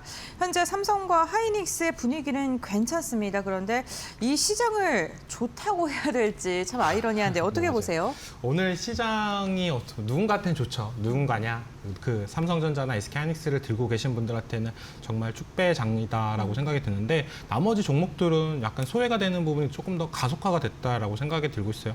전체적으로 시장을 바라보면 어제장이나 최근 들어서 반도체 소부장까지도 분위기가 좋았었습니다. 근데 두 배 ETF가 나오면서 어떻게 본다면 반도체에 대한 유동성 자금이나 이런 부분이 그 두 배 ETF 쪽으로 조금 과도하게 들어가지 않았나라는 생각. 기존에 우리가 시장을 바라볼 때 반도체 투톱이 좋은 건 다 알고 있었어. 하지만 삼성전자 같은 경우에 30만 원, SK하이닉스 같은 경우에 200만 원을 넘기 때문에 신규 매수할 때 가격적인 부담감이 어느 정도 있었습니다. 그렇기 때문에 그런 부분에 있어서 소부장 쪽으로 약간 눈을 돌렸다라고 보면은 이제는 ETF가 나오면서 가격적인 부담까지도 떨어지고 변동성이라는 무기도 ETF가 가져가면서 조금 더 유리한 측면이 되면서 소부장까지도 무너지는 현상이 나와줬다라고 생각이 들고 있어요. 그렇기 때문에 전반적으로 오늘장을 지켜보면은 반도체 쏠림, 반도체 그 안에서도 삼성전자와 SK하이닉스 쪽에 집중된 쏠림 현상이 나와줬다라고 보여지고 있습니다. 알겠습니다. 반도체 집중 장세가 펼쳐지고 상대적으로 중소형주들은 좀 소외받는 움직임이 나타나고 있습니다. 과연 그런데 이러한 반도체 쏠림이 언제까지 이어질지도 좀 체크를 해봐야 될 것 같은데요. 시장에 어떤 영향을 미친다고 보실까요? 오늘장만 봤을 때는 정말 크다라고 볼 수가 있어요. 오늘장. 이게 우리나라 최초로 조립하는 부분이 있기 때문에 어떻게 보면 변동성이나 이런 부분에 많이 당할 가능성 보다는 약간 기대감이 더욱더 크다라고 볼 수가 있고 오늘장에서 이제 엎친 데 덮친 격으로 또 마이크론이 전일 미증시에서 급등하는 모습가 나왔습니다. UBS 증권 리포트에서 목표가를 직전보다 3배가량 높이 불렀던 부분. 지금 마이크론의 가격보다 거의 2배가량 높은 부분이 있기 때문에 그거에 영향을 받으면서 급등했던 모습세. 물론 목표가를 올렸던 이유 중에 하나는 장기 계약에 대한 키워드가 강했다라고 볼 수가 있어요. 그렇기 때문에 반도체 사이클인 SK하이닉스나 삼성전자 쪽으로 오늘장에서도 강력한 수급 현상이 들어왔다라고 볼 수가 있고 두 배 ETF랑 맞물리면서 이제 너도 나도 두 배 ETF를 사야 된다. 이런 생각으로 그쪽으로 과도하게 쏠렸는데 이 현상이 못해도 1, 2주는 가지 않을까라고 생각이 드는 부분. 제일 중요한 건 그 쏠림 현상 속에서 살아남는 종목들이 있냐, 아니면 그 쏠림 현상이 어느 정도 줄어들었을 때 키 맞추기가 나오면서 반도체 소부장 쪽이나 아니면 오늘장에서 어느 정도 소외됐던 종목들이 올라가는지, 이런 부분을 조금 더 체크를 해볼 필요는 있고, 당분간 어떻게 보면 반도체에 대한 악재나 아니면 글로벌 지정학적 리스크나 이런 부분이 나오기 전까지는 이 반도체에 대한 쏠림 현상이 조금 더 가속화가 되지 않을까라고 보여지고 있습니다. 네. 반도체 쏠림 현상이 더 가속화가 된다고 하니까 반도체를 보유하지 않으신 분들께서는 또 답답하실 듯합니다. 어쨌든 이번에 상장이 된 단일 종목 레버리지 ETF 같은 경우에는 기초 자산의 수익률을 하루의 수익률을 2배를 추종하는 구조로 구성이 되어 있는데요. 그렇기 때문에 자산 운용사 같은 경우에는 3시 구간에도 리밸런싱을 네, 좀 해야 맞습니다. 되잖아요. 지금 3시 8분 지나고 있는데 이때 좀 변동성이 클 것으로 지금 예상이 되는데 어떻게 대응해야 될까요? 변동성이 많을 때 우리가 가장 많이 얘기를 하는 부분이 있습니다. 추격 매수 하지 말아라. 왜냐하면 지금의 변동성이나 이런 부분이 지금의 SK하이닉스나 삼성전자 같은 경우는 장 끝나고 미증시의 영향도 많이 받아요. 마이크론이 주가의 상승 탄력이나 이런 부분의 영향, 그리고 필라델피아 반도체 지수의 영향, 이런 부분까지도 많이 받기 때문에 종가의 어떻게 보면 ETF에 대한 왜곡 여부나 이런 부분을 많이 체크를 해볼 필요는 있다라고 보여지고 있고요. 제일 중요한 건 본주와의 괴리성 때문에 싸다고 느낄 땐 들어가도 되는데, 이 변동성이 더 ETF가 높을 때 들어갔을 때는 약간의 어떻게 보면 변동성 때문에 본주는 그렇게 안 떨어졌지만 내 ETF 수익률은 더 떨어지는 현상, 이런 현상이 나올 가능성이 높다라고 점쳐지고 있기 때문에 변동성이 많을 땐 들어가지 마세요. 그리고 제일 중요한 건 ETF 관련해가지고는 어느 정도 안정화가 필요합니다. 여기서 지금 내가 큰 수익을 노리시는 것보다는 어떻게 보면 본주, 삼성전자나 SK하이닉스를 들고 계속적으로 가져가시는 방법이 저는 더 낫다라고 생각이 들고 있고요. 단타 같은 매물성이나 이런 부분은 장 막판에 많이 쏟아낼 가능성도 있어요. 그렇기 때문에 이제는 제일 중요한 건 삼성전자나 SK하이닉스를 본주만 보는 게 아니라 이제 선물 지수까지도 동반적으로 같이 봐야 되는 장세가 생기지 않았나. 조금 피로도가 더 올라갔습니다. 이제는 종가 되면은 내가 삼성전자를 들고 있으면 이제는 삼성전자뿐만 아니라 삼성전자 선물 지수, 그리고 ETF 추정하는 ETF까지도 같이 보면서 내가 이걸 팔아야 되냐 말아야 되냐 이런 고민을 하실 건데, 저는 차라리 본주를 길게 들고 가서 수익을 보시는 방법. ETF 같은 경우는 다들 알다시피 음의 복리라고 얘기를 하잖아요. 오늘 장에서 10% 오르고 내일 장에서 10% 떨어지면 이 2배 ETF 같은 경우에 가격적인 하락이 더 큽니다. 그렇기 때문에 어느 정도 박스권 장세 같은 경우에는 음의 복리로 인해서 가격이 더 다운이 될 가능성이 높아요. 물론 상승하거나 계속적으로 하락하거나 이럴 때 같은 경우에 이 ETF가 어떻게 진면목이 나올 가능성이 높지만, 그런 부분을 떠나서 개별적으로 박스권 장세에서는 안 좋기 때문에 그런 부분을 조금 더 염려를 하시면서 갔으면 좋겠고, ETF 출시 이후로 지금의 어떻게 보면 가격이나 이런 부분이 신고가를 갱신하는 몹새도 나왔습니다. 마이크론 같은 경우도 신고가를 갱신하면서 추가적인 상승 랠리를 하는지 이런 부분을 전반적으로 보면서 ETF를 대응을 해야 된다라고 말씀을 해드릴게요. 네, 지금 ETF를 매수를 하는 것보다는 그냥 심리적으로 좀 안전하게 가기 위해서는 본주를 들고 좀 장기적인 전략을 취하자라고 이야기해 주셨는데, 그 장기가 언제까지인지가 좀 궁금하네요. 네.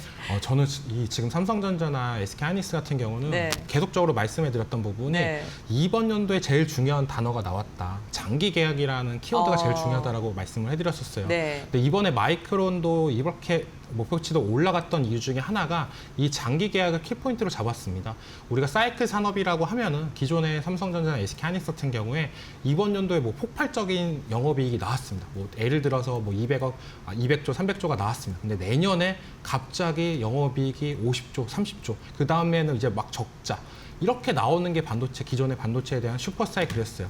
이 사이클이 좋을 때는 진짜 가격이 계속적으로 올라가면서 높아지고, 이제는 사이클이 끝났을 때는 너도 나도 이제는 디램이나 이런 부분을 안 사기 때문에 가격이 떨어지고 이랬던 부분이 있었는데, 이제 장기 계약으로 넘어가면은 기존 계약이 3개월에서 길면 6개월이었던 부분이 이제 3년에서 5년까지도 넘어간다. 그렇다고 보면은 이 반도체에 대한 슈퍼 사이클이 최고점 을 찍고 나서 그 다음 연도부터 떨어진다라고 해도 그 떨어지는 폭이 그렇게 크진 않을 거다. 왜냐하면 장기 계약으로 어느 정도 물건을 확보했던 부분이 있기 때문에 꾸준하게 늘어날 가능성이 높다. 라고 판단이 들면서 투자자 입장에서는 어떻게 보면 널뛰기적으로 실적이 좋아지는 것보다는 꾸준하게 실적이 우상향을 하면서 꾸준하게 돈을 버는 기업, 이런 기업을 더 높게 평가하는 부분이 있습니다. 그런 부분에 있어서 이제 점수를 더 받는다라고 볼 수가 있기 때문에 이 장기적이라는 키포인트는 저는 이제 미국 주식처럼 대응을 해야 돼요. 미국 주식 대응할 때 가격을 보고 대응하는 게 아니라 실적을 보고 대응을 합니다. 1분기 실적 잘 나왔어. 그럼 2분기 실적까지도 기다리면서 지켜보고 시장의 예상치보다 높은지 낮은지 아니면 다음 분기의 가이던스나 이런 부분을 체크해볼 필요. 이렇게 계속적으로 나아가는 방식으로 이 지금의 삼성전자나 SK 하이닉스를 대응해야 되지. 지금 이거를 가격이 이제 200만 원 넘겼으니까 난 팔고 내가 저점에 한번 잡아봐야지 하다가 못 잡는 경우가 더 많아요. 물론 내가 지금 200만 원 이상에서 팔고 나중에 진짜 180만 원이 왔을 때 담을 수 있으면 담으면 좋은데 180만 원이 못 올 수도 있는 부분이고 만약 왔을 때도 공포감에 못 살 수도 있습니다. 그렇기 때문에 주도주는 이제 시장의 주도주, 완벽한 주도주죠, 지금 누가 봐도. 이런 주도주는 함부로 파는 건 아니다라고 보여지고 있어요. 알겠습니다. 주도주인 만큼 길게 실적을 보면서 끌고 가야 된다라고 말씀을 해주셨습니다. 그러면 당연히 반도체 투톱은 오늘 잘 가고 있고 레버리지 ETF에 대한 수혜를 고스란히 받고 있는 듯합니다. 그런데 이 반도체 투톱 말고 그 삼성이나 SK 하이닉스 그룹주들 말고 다른 종목들 시장 전반적으로는 과연 우호적인 시장일까라는 그런 생각이 들거든요. 시장에 수급이 더 들어와서 좋게 봐야 되는지 오히려 자금을 이 두 기업이 빨아들이니까 안 좋게 봐야 되는지 궁금합니다. 지금 ETF가 나오면서 긍정적인 부분은 그겁니다. 지금 기존에 어떻게 보면 우리가 ETF 그냥 두 배 ETF가 없어가지고 해외 쪽으로 자산이 이탈하는 부분도 있었어요. 그런 부분이 이제 국내 자금으로 다시 돌아오는 거는 호재로 작용이 될 가능성도 있고 국내 증시가 거래대금이나 이런 부분이 증가가 되면은 다들 알다시피 또 증권주한테 다시 한번 호재로 작용이 될 가능성은 있습니다. 하지만 반대로 이 두 배 ETF가 나오면서 조금 우려 섞인 모습세가 오늘 나와줬다라고 생각이 들고 있어요. 기존의 추세를 타면서 올라가고 있었던 종목들이 이제 수급 이탈 현상이나 좀 가속하게 나와주면서 두 배 ETF 쪽으로 들어오는 모세가 강했습니다. 그러니까 우리가 알다시피 지금 시장은 외인들은 어느 정도 팔고 있고 기관들은 팔았다가 샀다가 이런 장세. 개인들이 계속적으로 사는 장세잖아요. 근데 지금의 개인들의 장세의 좀 특이점이 뭐냐라고 보면 약간 변동성을 좋아하고 추격 매수나 이런 부분을 더 좋아합니다. 그렇기 때문에 지금의 시장 트렌드가 가는 종목들이 더 잘 갔던 부분도 있었어요. 그랬던 부분이 이제는 그런 자금들이 ETF로 조금 더 집중된 현상이 나온다고 보면은 조금 반도체 쪽에서만 강한 모세가 나오는지 이런 부분을 체크해 볼 필요는 있다라고 생각이 들고 있고 개인들의 자금이나 아니면 삼성전자나 이 부분에 대해서 조금 시간은 필요하다라고 생각이 드는 부분이요. 지금 얼마 전에 코스닥 액티브 ETF가 나왔을 때 정말 핫했습니다. 초반에 열기나 이런 부분이 엄청 핫했었는데 어느 정도 시간이 지나면서 조금 떨어진 모습도 있어요. 물론 그 코스닥 액티브 그 부분이랑 지금 반도체 삼성전자나 SK하이닉스랑 비교하는 부분은 좀 아니다라고 볼 수가 있겠지만 그래도 어느 정도 차츰 안정화가 되고 나서 그때부터 이제는 본격적으로 이 수급의 이동이나 이런 부분이 더욱더 나올 가능성 그 부분을 느끼는 부분이 오늘 제약바이오 관련주들이 생각보다 많이 오르는 종목들이 많았어요. 최근에 제약바이오 관련된 종목들 정말 안 좋다 수급 이탈을 하고 있다 이런 얘기를 했었잖아요. 그러면서 약간 빈집이라고 하죠. 우리가 수급이 팔 사람들은 다 팔았고 그러면서 약간의 호재가 나오면서 제약바이오 관련된 종목들이 급등을 했었는데 그런 현상들이 이제는 전방위적으로 나올 가능성이 있다라고 생각이 들고 있기 때문에 너무 ETF 쪽만 내가 이걸 언제 사야지 막 이렇게 고민하시는 것보다 그 안에서 소외가 되면 좋은 종목들이 소외가 되면서 가격적으로 싸질 때 그런 종목들을 저는 노리시는 게 지금 시장에서는 더 현명한 투자가 되지 않을까라고 말씀을 드리겠습니다. 네, 반도체에 대해서는 지금 최근 계속 좀 긍정적인 말씀을 해주시는데 그러면은 반도체로 수급이 이렇게 지속되는 게 언제까지 이어질지도 궁금하거든요. 그건 솔직히 저도 장기적으로 될 가능성은 높다라고 생각이 들고 있어요. 왜냐하면 삼성전자나 SK하이닉스를 못 들고 있어서 포모를 느끼셨던 분들이 정말 많았습니다. 그렇기 때문에 그 대체품으로 이제 두 배 ETF가 생겼고 가격적으로 이제 어떻게 보면 주식시장에 처음 들어오시는 분들은 이 주식 한 주당 가격을 되게 되게 높게 평가를 해요. 근데 SK하이닉스 같은 경우는 비싸서 못 샀던 부분이 이제 2배 ETF 같은 경우는 가격적인 부담감이 없기 때문에 어떻게 보면 좀 더 쉽게 매수가 되는 부분. 그걸로 인해서 이제 SK하이닉스의 본주도 뒤따라가면서 올라가주는 현상. 이런 현상이 계속적으로 나올 가능성. 그러니까 오늘장에서 ETF 수익률이 거의 2자릿수 넘게 나왔잖아요. 20%도 넘게 나왔던 모습세가 있기 때문에 시장에 약간의 변동성을 계속적으로 만들어 갈 가능성이 높고 이게 언제 조금 줄어드냐라고 보면은 SK하이닉스 ETF가 마이너스가 20% 넘길 때 그때 이제 시장에서는 아차 싶은 거죠. 아, 이거 정말 무서운 거구나. 이때까지 잘 올라갔기 때문에 겁이 없이 내가 이걸 투자했구나. 갑자기 하루아침에 20%도 넘게 빠질 수가 있겠구나. 이런 현상이 나올 때 그때부터 이제 ETF에 대한 수급 쏠림 현상이나 이런 부분이 차츰 줄어들 가능성은 있지 그 전까지는 어느 정도 상승 탄력을 이끌 가능성이 높다라고 보여지고 있습니다. 네, 그러면 당분간 반도체의 수급 쏠림 현상이 지속된다는 거고 그렇게 보면 다른 섹터들은 또 상대적으로 자금이 한정적이다 보니까 소외될 수밖에 없는데요. 그럼 이 다른 섹터들이 상승하기 전에 좀 미리 저희가 접근하면 좋을 섹터들 뭐가 있을까요? 상승하기 전에 접근해야 될 섹터들은 정말 많죠. 제약바이오 네. 같은 경우도 그 안에서 옥석 가리기가 지금 일어나면서 올라가고 있다라고 볼 수가 있고 로봇 관련주들 같은 경우도 저도 확실하게 현대차 밸류체인 종목들은 한 종목 정도는 들고 가도 괜찮다라고 보고 있습니다. 지금 시장에서 트렌드가 또 계속적으로 나오는 게 유동성 장세에서는 가장 특히 황제주의 탄생이라는 단어를 되게 많이 해요. 이번 연도 연초에 대비 황제주 100만 원 이상 되는 종목들이 정말 많아졌습니다.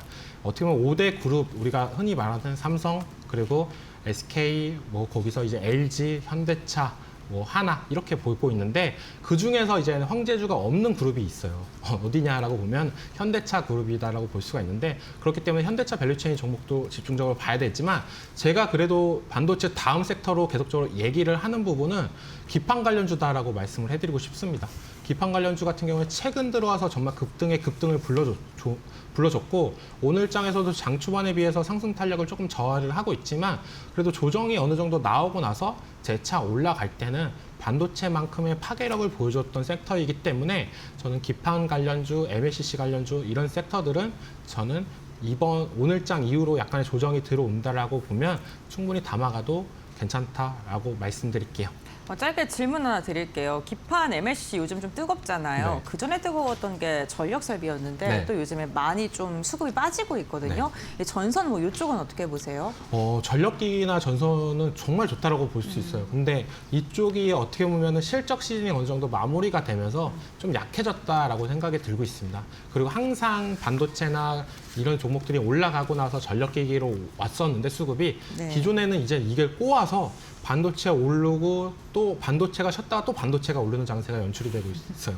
그러니까 지금은 누가 뭐래도 반도체가 너무 싼데 그렇다고 보면 아까도 얘기했다시피 소외되는 종목들이 어느 정도 팔 사람들을 다 팔고 가벼워질 때 그 섹터가 저는 전력기기도 포함이 된다고 생각이 들고 있기 때문에 이 섹터들은 장기적으로 보면은 항상 키 맞추기를 이뤄놓으면서 올라갔습니다.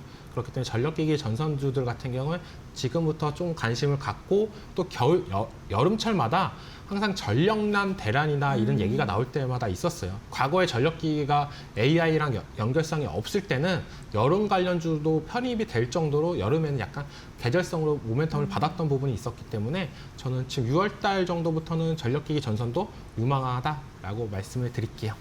네, 알겠습니다. 이정호 대표와 함께 오늘 삼성전자, SK하이닉스 레버리지 ETF가 출시됐는데 이 블랙홀처럼 자금을 빨아들이고 있는 이 시장 우리가 어떻게 대응해야 되는지 관련된 이야기 나눠봤습니다. 반도체 여전히 긍정적이다라고 말씀을 해주셨고 바이오에 대한 이야기 거기다가 AI 기판이라던가 MLCC 전선까지도 전략 세워주셨으니까요. 투자 전략 세우시는 데 참고해 보시면 좋겠습니다.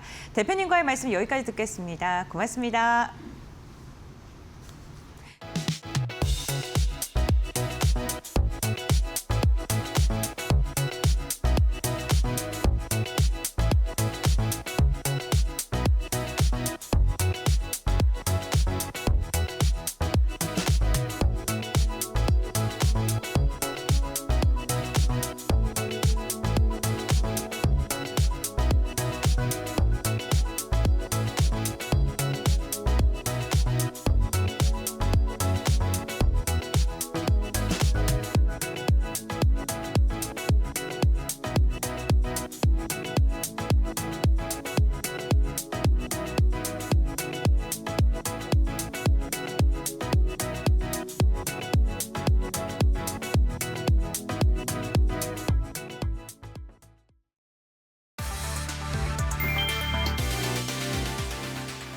삼성전자 노사의 6개월간의 극한 대립이 마침내 종결됐다. 2026년 임금교섭 잠정 합의안이 찬성률 73.7%로 최종 가결됐다. 이로써 지난해 12월부터 이어진 노사 갈등은 법적 효력을 갖추며 완전히 막을 내렸다. 이번 합의의 핵심은 반도체 부문의 역대급 특별성 과급 신설이다. 영업이익 기반 사업성과 10.5%를 재원으로 삼아 직원들에게 분배하기로 결정했다. 여기에 평균 임금 6.2% 인상과 최대 5억 원의 주택자금 대출제도 신설까지 포함됐다. 이에 따라 올해 반도체 메모리 사업부 직원은 1인당 평균 총 6억 6천만 원의 성과급을 받을 것으로 추정된다. 반면 적자를 기록한 파운드리와 시스템 LSI 사업부는 1억 8,900만 원에 그치며 같은 회사 안에서도 거대한 격차가 발생했다.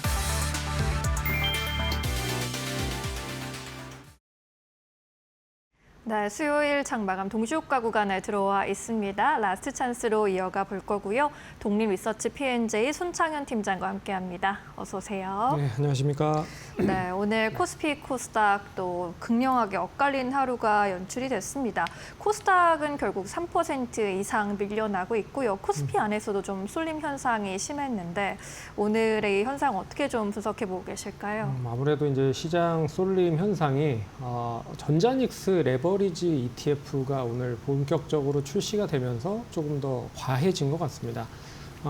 삼성전자와 SK하이닉스 이제 ETF가 현물 쪽으로 8개, 그리고 선물 쪽으로 4개, 인버스 쪽으로 2개가 상장이 됐어요. 그래서 16개 ETF가 오늘 상장이 되면서 시장의 수급 쏠림 현상이 ETF 상품 쪽으로 매기가 몰리다 보니까 삼성전자와 SK하이닉스의 추종이 되는 코스피 시장은 나름 선방을 했지만 관련돼서 이 ETF를 사기 위해서는 다른 또 ETF를 팔고 어떻게 보면 삼성전자와 SK하이닉스의 ETF로 매수를 하기 위한 수급에 대한 불균형 효과가 좀 이뤄진 게 아닌가라고 봐야 될 것 같습니다. 네. 상승했었던 주된 요인은 이제 미국 시장에서부터 시작을 했었던 것 같아요. UBS가 마이크론 테크놀로지에 대한 목표가를 원래는 이제 535불이라고 목표가를 정했는데 이 부분을 1,625달러로 목표가를 3배 정도 상향 조정하면서 미국의 마이크론 테크놀로지가 19% 상승을 했고 우리나라 이제 빅테크 관련된 종목들이 동반적으로 강세를 보이면서 어떻게 보면 오늘 또 본의 아니게 삼성전자와 SK하이닉스 레버리지 ETF가 상장되는 날이기도 해서 동반적으로 강세를 보였다. 그런 점에서 ETF가 관련된 상승이 본격화된 모습이 나타나면서 시장의 쏠림을 좀 부추긴 것 같고요. 또한 ETF 자산 추이가 계속적으로 늘어나고 있습니다. 1월에 ETF 자산이 348조 정도 수준이었는데 5월에 ETF 자산 순위가 484조로 약 한 140조 정도의 ETF 상품 쪽으로의 자산 유입이 증가가 됐다라는 것도 제가 봤을 때는 이 부분을 좀 뒷받침을 해주는 부분이 아닐까라고 말씀을 드려야 될 것 같고요. 그리고 이제 시장 자체 내에서도 AI 밸류체인에 대한 기업들에 대한 순환매가 여전히 진행이 되고 있다. 그래서 반도체 관련된 종목만 상승을 한 게 아니라 여기에 딸려 있는 소부장단에 있는 종목들도 강세를 보이고 있다. 뭐 MLCC나 FCBGA 관련된 종목들이 여전히 상승을 하고 있고요. 삼성전기나 LG이노텍 오늘 고점에서 차익 매물이 나오긴 했지만 이번 주와 지난주에 어떻게 보면 주인공 역할을 한 그런 역할을 톡톡히 했다라고 볼 수가 있을 것 같고요. 특히나 이제 MLCC 관련돼서 뭐 아모텍이라든지 사마콘덴서 뭐 이런 종목들도 가격을 인상을 한다는 부분 그리고 쇼티지 AI 서버에 대한 칩 생산에 대한 부분과 서버양 MLCC가 원체 부족하다 보니까 이 관련된 생산을 하고 있는 기업까지도 동반 강세를 보이면서 어떻게 보면 AI 밸류체인에 있는 종목들이 순환이 계속적으로 진행이 되고 있다라는 것도 눈여겨봐야 될 것 같고 오늘은 이제 데이터 센터 구축을 하는 쪽 삼성 SDS나 현대 오토웨버까지 상승을 하면서 AI 밸류체인 관련된 종목이 어떻게 보면 예전에는 반도체로 국한되어 있는 종목들만 같지만 이제는 데이터 센터, MLCC, FCBGA 기판 쪽까지 확대되고 있다라고 봐야 될 것 같습니다. 그리고 마지막으로 좀 봐야 되는 부분은 코스닥과 코스피 시장에 대한 괴리율이 엄청나게 커지고 있다. 원래는 한 2015년에서 20년에 코스닥과 코스피 시장을 좀 비교를 해보면 코스닥이 그때 당시에 한 500포인트 정도를 유지를 했고 코스피는 한 2,000포인트 정도를 유지를 했다라고 보고 있습니다. 그러니까 2,500포인트요. 한 5배 정도 수준밖에 괴리율이 차이가 나지 않았지만 올해부터 시작해서 이제 코스피 시장이 본격적으로 상승을 하다 보니까 네. 코스닥이 1,000포인트 내외에서 움직이고 있긴 하지만 코스피는 8,000포인트까지 올라가면서 어떻게 보면 괴리율 자체가 8배 이상으로 증가가 되고 있다. 뭐 이런 점이 시장에 계속적으로 좀 수급을 한쪽으로 쏠리는 현상을 보이고 있는 게 아닌가라고 볼 수가 있어서 어떻게 보면 이 수급 쏠림의 현상은 시간이 지나면 지날수록 코스닥에 대한 실적이 원활하게 좀 진행이 되는 가운데서는 좀 해소가 될 가능성이 높다라고 보고 있기 때문에 너무 한쪽에 대한 쏠림 현상은 하반기로 갈수록 좀 해소가 될 수 있을 가능성도 배제할 수는 없을 것 같다. 그런 점에서 시장은 한쪽으로 쏠림에 대한 부분이 이 코스닥에 대한 관심도로 좀 높아진다라고 보면 좀 건전한 시장에 대한 부분이 다시 좀 이어질 가능성이 높다라고 볼 수가 있어서 오늘 시장은 쏠림에 대한 부분이 어느 정도 좀 정착되는 과정을 꾸리고 있다라고 평가를 해볼 수 있을 것 같습니다. 네, 좋습니다. 이 투톱이 독주하고 있는 것도 물론 특징적이지만 이제 조금 더 건강한 시장까지 바라볼 수 있는 여력을 함께 좀 또 살펴봤고요. 코스피 2%대 강세 보이면서 8,237포인트 지나가고 있습니다. 코스닥의 경우에는 3%대 약세 여전히 나타나고 있고요. 1,133포인트 마감 예상됩니다. 코스피 200의 경우 오늘 대형주 위주의 강세 속에 3% 이상 강세 마감이 예상되고 있는 상황입니다. 국내 증시 문을 닫습니다.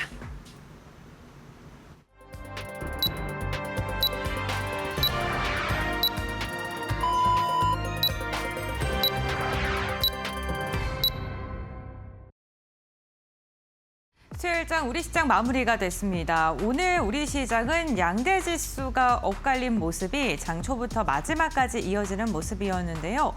코스닥은 오후장 갈수록 힘이 더 빠지는 모습, 그리고 종목 안에서도 좀 선별적인 움직임을 나타냈던 장이었기도 합니다. 그다음 트레이딩 뷰를 통해서 조금 더 자세한 종목별 상황 알아보도록 하겠습니다. 오늘 삼성전자와 SK하이닉스가 코스피를 이끌었다 해도 과언이 아닐 텐데요. 단일 종목 레버리지 ETF가 출시가 되면서 삼성과 SK하이닉스의 매수세가 강력하게 이어졌고요. 하이닉스는 무려 9%가량의 강한 시세를 분출하면서 마감하는 데 성공하기도 했습니다. 하이닉스가 잘 가니까 SK스퀘어와 SK도 오늘 시장에서 견조한 움직임 나타났고요. SK스퀘어는 8%가량의 오름세, SK도 3%가량의 견조한 상승세가 나타났습니다. 오늘 2차 전지와 방산주들은 전반적으로 쉬어갔고요. 삼성전기가 3%가량 튀어오르면서 마감을 했는데 개장 직후에 강한 시세를 분출했습니다. MLCC 기판 관련된 기대감 속에 오늘도 어제 이어서 매수세가 이어졌었는데 윗꼬리를 달면서 마감을 했고요. LG노텍 역시나 개장 직후에는 강세를 보이다가 결국에는 하락한 채 마무리가 됐습니다.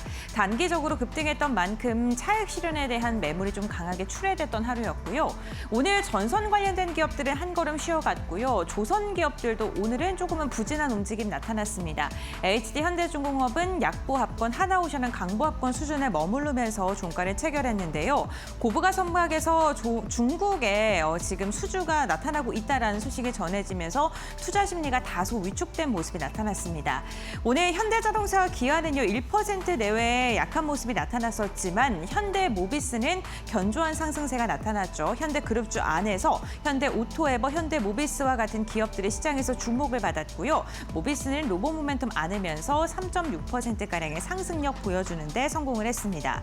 SK스퀘어와 SK가 잘 가는 것만큼 오늘 삼성생명도 1.8% 오르면서 삼성의 지주사들 역시나 오늘은 분위기가 괜찮았었고요. 코스피 상위 종목 가운데서 오늘 가장 눈에 띄는 움직임을 보여줬었던 건 삼성 SDS입니다. SI 부분이 시장에서 주목을 받으면서 결국에는 상한가 부근에서 마감하는 데 성공을 했습니다. 다음으로는 코스닥 함께 확인해 보시죠. 네, 오늘 코스닥은요, 바이오 기업들이 약진을 해줬다라고 평가를 하고요. 2차 전지, 로봇 그리고 반도체 소부장 관련 기업들은 전반적인 조정을 받았던 하루였습니다. 오랜만에 바이오주들 힘을 내줬던 굉장히 특징적이었던 하루였는데요. 특히나 D&D 파마텍이 오늘 상한가에 안착하면서 마감하는 데 성공을 했습니다. 지방 간염 치료제 임상과 관련돼서 유의미한 성과를 도출했다는 소식이 전해지면서 오늘 매수세가 강력하게 이어졌고요. 리가켄바이오, ABL바이오, 알테오젠까지 일제히 강한 시세를 분출하는 데 성공했습니다. 어제에서 오늘까지도 펩트로는 6% 이상의 견조한 상승세, 반면에 삼천당제약은 3%가량 빠지면서 비만 치료제 관련된 기업들의 엇갈린 움직임이 나타나기도 했었고요. 클래시스와 파마리서치는 일제히 4%가량의 하락세가 나타났었는데 LNC바이오는 리투오에 대한 기대감 속에 오늘 시장에서 견조한 상승세가 나타났습니다. 리노공업과 심태, 기판 기업들 그리고 반도체 장비 관련된 기업들의 오늘 부진했던 모습이었고요. 전반적으로 반도체 소부장 기업들에 대한 수급이 반도체 대상주 투톱으로 이어졌었던 하루였기도 합니다. 레인보우 로보틱스 5%가량 조정 그리고 SPG와 로보티즈까지 3에서 4%가량의 하락세가 나타나면서 코스닥은 바이오주들이 선전해줬던 하루였습니다. 네, 이렇게 종목별 마감 상황 함께 확인을 해봤고요. 그렇다면 지수는 어떻게 마감됐는지 살펴보겠습니다. 신민영 앵커 전해주시죠. 네, 5월의 마지막 수요일이었던 오늘 지수 마감 상황 짚어보도록 하겠습니다. 코스피 지수는 2%대 강세를 그렸고요. 181포인트 전일 대비 상승했습니다. 8,228.7에 장을 마쳤습니다. 반면에 코스닥은 3%대 약세 흐름을 가져갔고요. 전거래일 대비 40포인트 가까이 빠지면서 1,133.13포인트 기록했습니다. 코스피 200도 3%의 급등 흐름을 나타냈고요. 환율은 3원가량 하락하면서 1,501원 20전에 거래를 마감했습니다. 오늘 유가증권 시장에서 코스피의 경우에는요, 상승 출발한 이후로 장중의 플러스권의 움직임을 계속 유지해줬는데요. 장중 고점 8,457포인트 터치하기도 했습니다. 장 후반으로 갈수록 탄력 다소 내주면서 8,220선 지켜내는 흐름이었습니다. 코스닥의 경우에는 오늘 하락 출발하면서 코스피와 극명하게 다른 흐름을 나타냈고요. 장중에 저점 1,128포인트 터치하기도 했습니다. 코스피 쪽에서의 수급 함께 보시죠. 오늘 외국인이 장중에는 커다란 변동성을 보이면서 그렇게 여타할 방향성을 나타내지는 않았는데요. 결국에는 4,500억 원의 물량을 장 막판에 쏟아냈습니다. 매도 우위로 집계됐고요. 기관의 경우에는 사자세 1,800억 원의 매수 우위였습니다. 개인은 4,000억 원대 매수 우위로 대응했습니다. 코스닥 쪽에서의 매매 동향 보시죠. 외국인과 기관이 어제 이어서 오늘도 매도 포지션을 잡았습니다. 기관 5천억 원대, 외국인 소폭의 매도 우위로 확인되고요. 개인이 6천억 원의 사자세 그려냈습니다. 오늘 외국인이 선택한 종목들은 어떤 종목이었는지 순매수 상위 종목으로 알아보시죠. 삼성전자, SK하이닉스, SK스퀘어까지 시총 1, 2, 3위 종목들이 나란히 포진해 있고요. 이 밖에 삼성전기 오늘로 5거래일 연속 상승세 이어가면서 상위 종목에 올라왔습니다. 현대로템 같은 방산주 쪽으로도 일부 수급이 쏠려갔습니다. 코스닥 아래서 역시나 반도체 파도 자리하고 있고요. 에코프로 그룹주 오늘 전반적으로 하락했지만 외국인의 수급은 받아갔습니다. 이 밖에 올릭스와 펩트론 같은 비만 치료제 관련 종목들 쪽으로도 수급이 쏠려갔습니다. 삼성전기의 경우에는요, 이제 또 황제주에 등극한 지 정확히 2주 만에 장중에 170만 원 선을 터치하는 기염을 토했습니다. 장중 고점 173만 원까지 또 찍어낸 모습이었고요. 삼성전기의 경우는 D램에 이어서 MLCC의 가격 상승 사이클이 이제 초입이라는 분석 속에 목표 주가 200만 원까지 또 제시되어 있는 상황이죠. 오늘 종가는 전거래일 대비 3.69% 올랐고요. 163만 원에 체결했습니다. 이어서 오늘 기관이 선택한 종목들 살펴보시죠. 역시나 하이닉스 자리에 있고요. 현대모비스, 현대오토웨버 같은 로봇 핵심 부품주들이 수급을 가져갔습니다. 현대모비스의 경우에는 로봇의 핵심 관절 부품으로 꼽히는 액추에이터 관련해서 양산 계획이 구체화되면서 기업 가치 재평가에 대한 이야기 꾸준히 나오고 있습니다. 이 밖에 OCI 홀딩스, 삼성 STS 같은 AI 밸류체인 기업들 동반해서 급등 흐름 연출했습니다. 코스닥 쪽에서는 D&D 파마텍, 알테오젠, 올릭스, 리가켄바이오까지 바이오 종목들 포진해 있고요. 로봇주 안에서 라온 로보틱스가 또 기관의 순매수 리스트에 함께 올라왔습니다.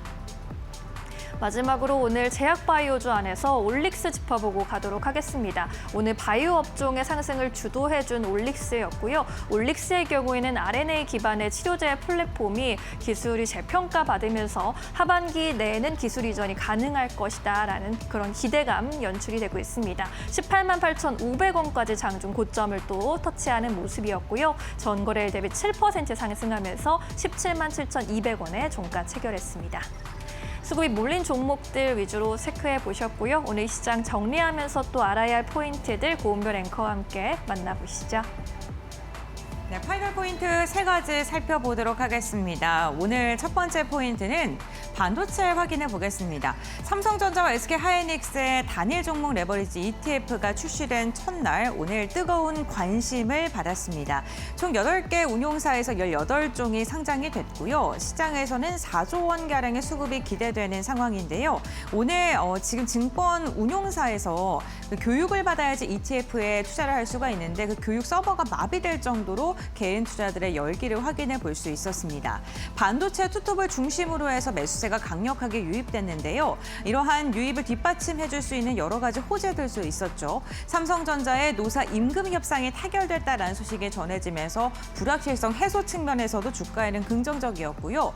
UBS가 간밤 마이크론의 목표 주가를 3배가량 상향 조정하면서 메모리 관련된 긍정적인 전망을 내놓았다는 것 또한 삼성전자, SK하이닉스의 방향성에는 힘을 쏟는 이유 중에 하나였습니다. 오늘은 반도체 대장주들이 강세를, 소부장 관련 기업들은 하루 쉬어가는 모습이 보였습니다. 두 번째 포인트 함께 살펴보겠습니다. 두 번째는 제약바이오입니다. 오늘 코스닥의 지수 자체는 하락을 했지만 제약바이오 기업들의 고개를 들었던 하루이기도 합니다. KB증권에서는 고령화나 신기술 확산으로 인해서 제약바이오 섹터가 장기적으로 성장할 것이다 라고 전망을 하면서 2030년까지 매출 영업이익 2자릿대 성장을 이야기하기도 했는데요. 여기에다가 아스코와 같이 글로벌 학회가 지속적으로 개최를 할 예정이죠. 그 기대감, 특히 학회에서 발표를 하는 기업들을 중심으로도 기대감이 점점 더 커지고 있습니다. 오늘 바이오 기업 가운데서는 D&D 파마텍이 지방간염 치료제에 미국 이상 효능을 입증하면서 상한가에 시원하게 올라가기도 했는데요. 제약바이오 기업들 이제는 다시금 투자 심리가 우호적으로 변화하는 출발점일까요? 내일도 기대해 보겠습니다. 세 번째 포인트 함께 확인해 보겠습니다. 세 번째는 개별 종목 중에 삼성 SDS와 함께 확인을 해보겠습니다. 삼성 SDS가 데이터 센터 클라우드 그리고 GPU 인프라가 부각을 받으면서 오늘 상한가에 안착하면서 마감하는 데 성공을 했습니다. 삼성 그룹주 가운데 조금은 지지부진했던 움직임을 보여줬던 기업이었는데 오늘 그러한 서러움을 다 토해내듯 한 번에 강한 상승이 나왔었는데요. 프라이빗 AI 수요가 점점 더 확대가 되고 국가나 기업들 역시나 개인적인 AI를 점점 더 확대할 수 있다라는 분석까지 더해지면서 기대감은 점점 더 커지고 있고요. 특히나 사모펀드와 전략적 협력을 지속하고 있기 때문에 글로벌 시장에서의 공격적인 확대에 대한 기대감까지 더해지면서 오늘 증권가의 뷰도 좋았고요. 투자 심리도 강력하게 이어지는 모습이었습니다. 삼성 SS뿐만 아니라 현대오토에버와 같이 그룹사들, 대형 그룹사들 가운데 상대적으로 소외받던 기업들의 강한 슈팅이 나오고 있는 장세이기도 합니다. 미리미리 그러한 종목들을 지켜보시는 것도 좋겠네요.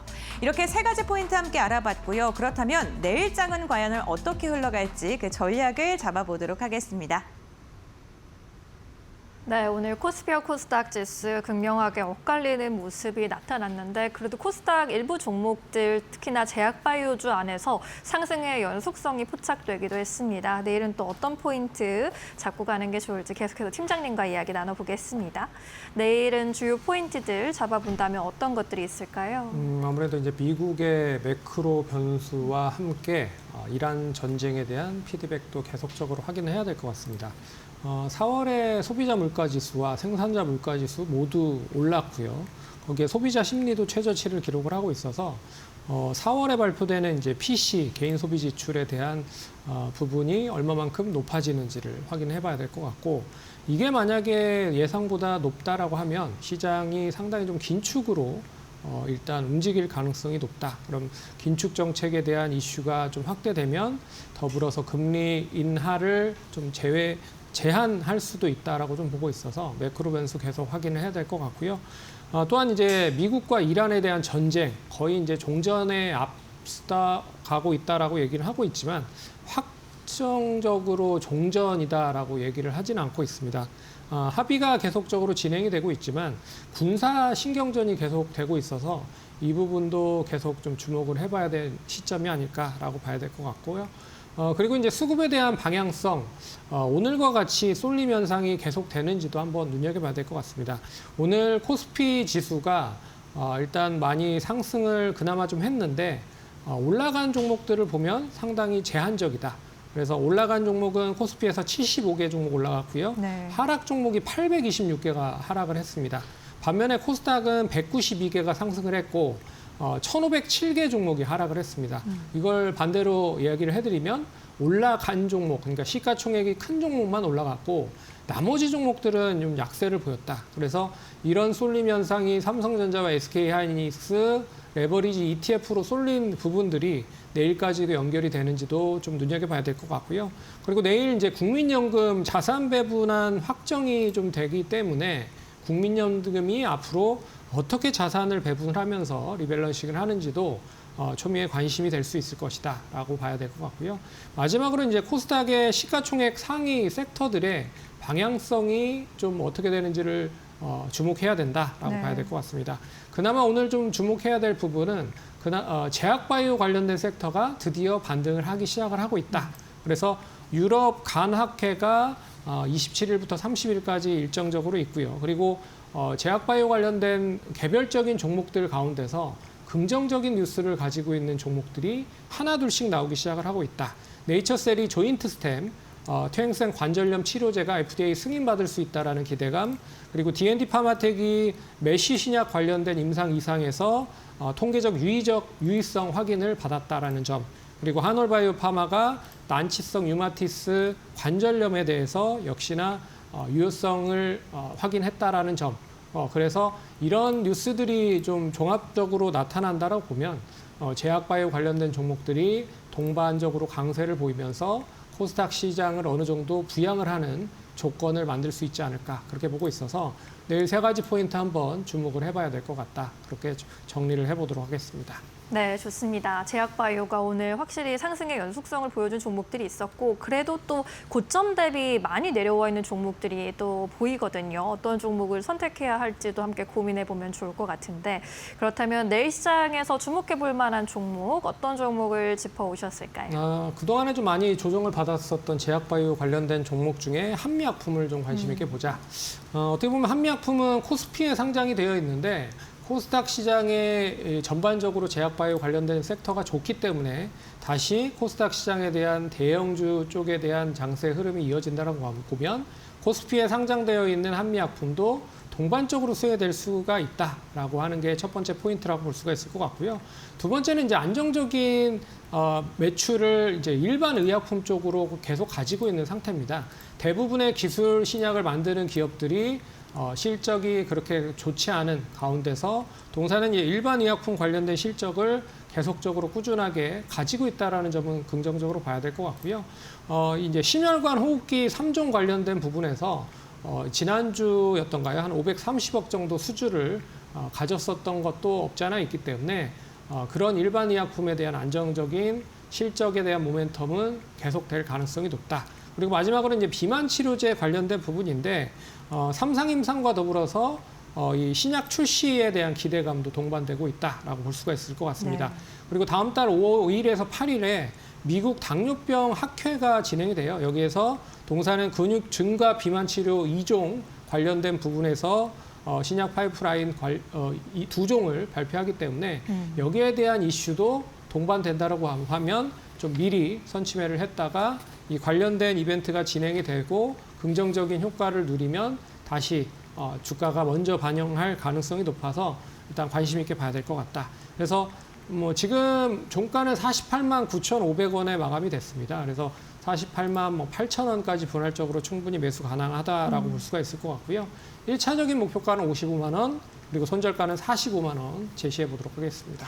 네, 한미약품을 내일장 주목해볼 만한 종목으로 짚어주셨습니다. 주요 학회 시즌이 또 본격화하면서 참여하는 관련 기업들 쪽으로 매수세가 몰리고 있는 상황인데 올해 들어서 워낙 제약바이오 쪽이 좀 부진하기도 했고요. 하반기 반등에 대한 기대감 올라오고 있죠. 한미약품도 비슷한 모멘텀 속에 주가 상승을 시동을 걸 수 있을지 함께 지켜보시면 좋겠습니다. 목표가 55만 원까지 함께 기다려보시죠. 자, 한미약품까지 짚어봤고요. 이제 내일 시장 한마디 여쭤보도록 할게요. 팀장님께서는 어떤 한마디를 주실까요? 오늘 원체 이제 시장의 쏠림 현상이 컸습니다. 그래서 하지만 이제 시간이 어느 정도 해소가 된다라고 볼 수가 있을 것 같아요. 그래서 시장 쏠림도 결국에는 해소가 될 것이다라고 보고 있고요. 삼성전자와 SK하이닉스의 레버리지 ETF가 단기적으로는 시장의 수급 쏠림 현상으로 이어질 가능성이 높지만 이게 이제 제대로 좀 자리매김을 하면 쏠림 현상도 이제 제한적으로 될 가능성이 높다. 그렇기 때문에 이것도 하나의 이제 투자 관련돼서 좀 우호적인 그런 뉴스가 될 수 있는 조건 중에 하나다라고 볼 수가 있어서 시장의 쏠림 현상은 시간이 가면 갈수록 계속 완화가 될 것이다라고 정리를 해보도록 하겠습니다.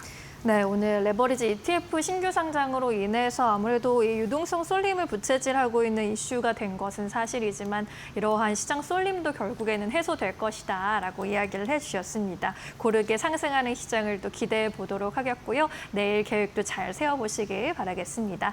내일도 현명한 선택하시고요. 팀장님과 여기서 인사드릴게요. 고맙습니다. 네.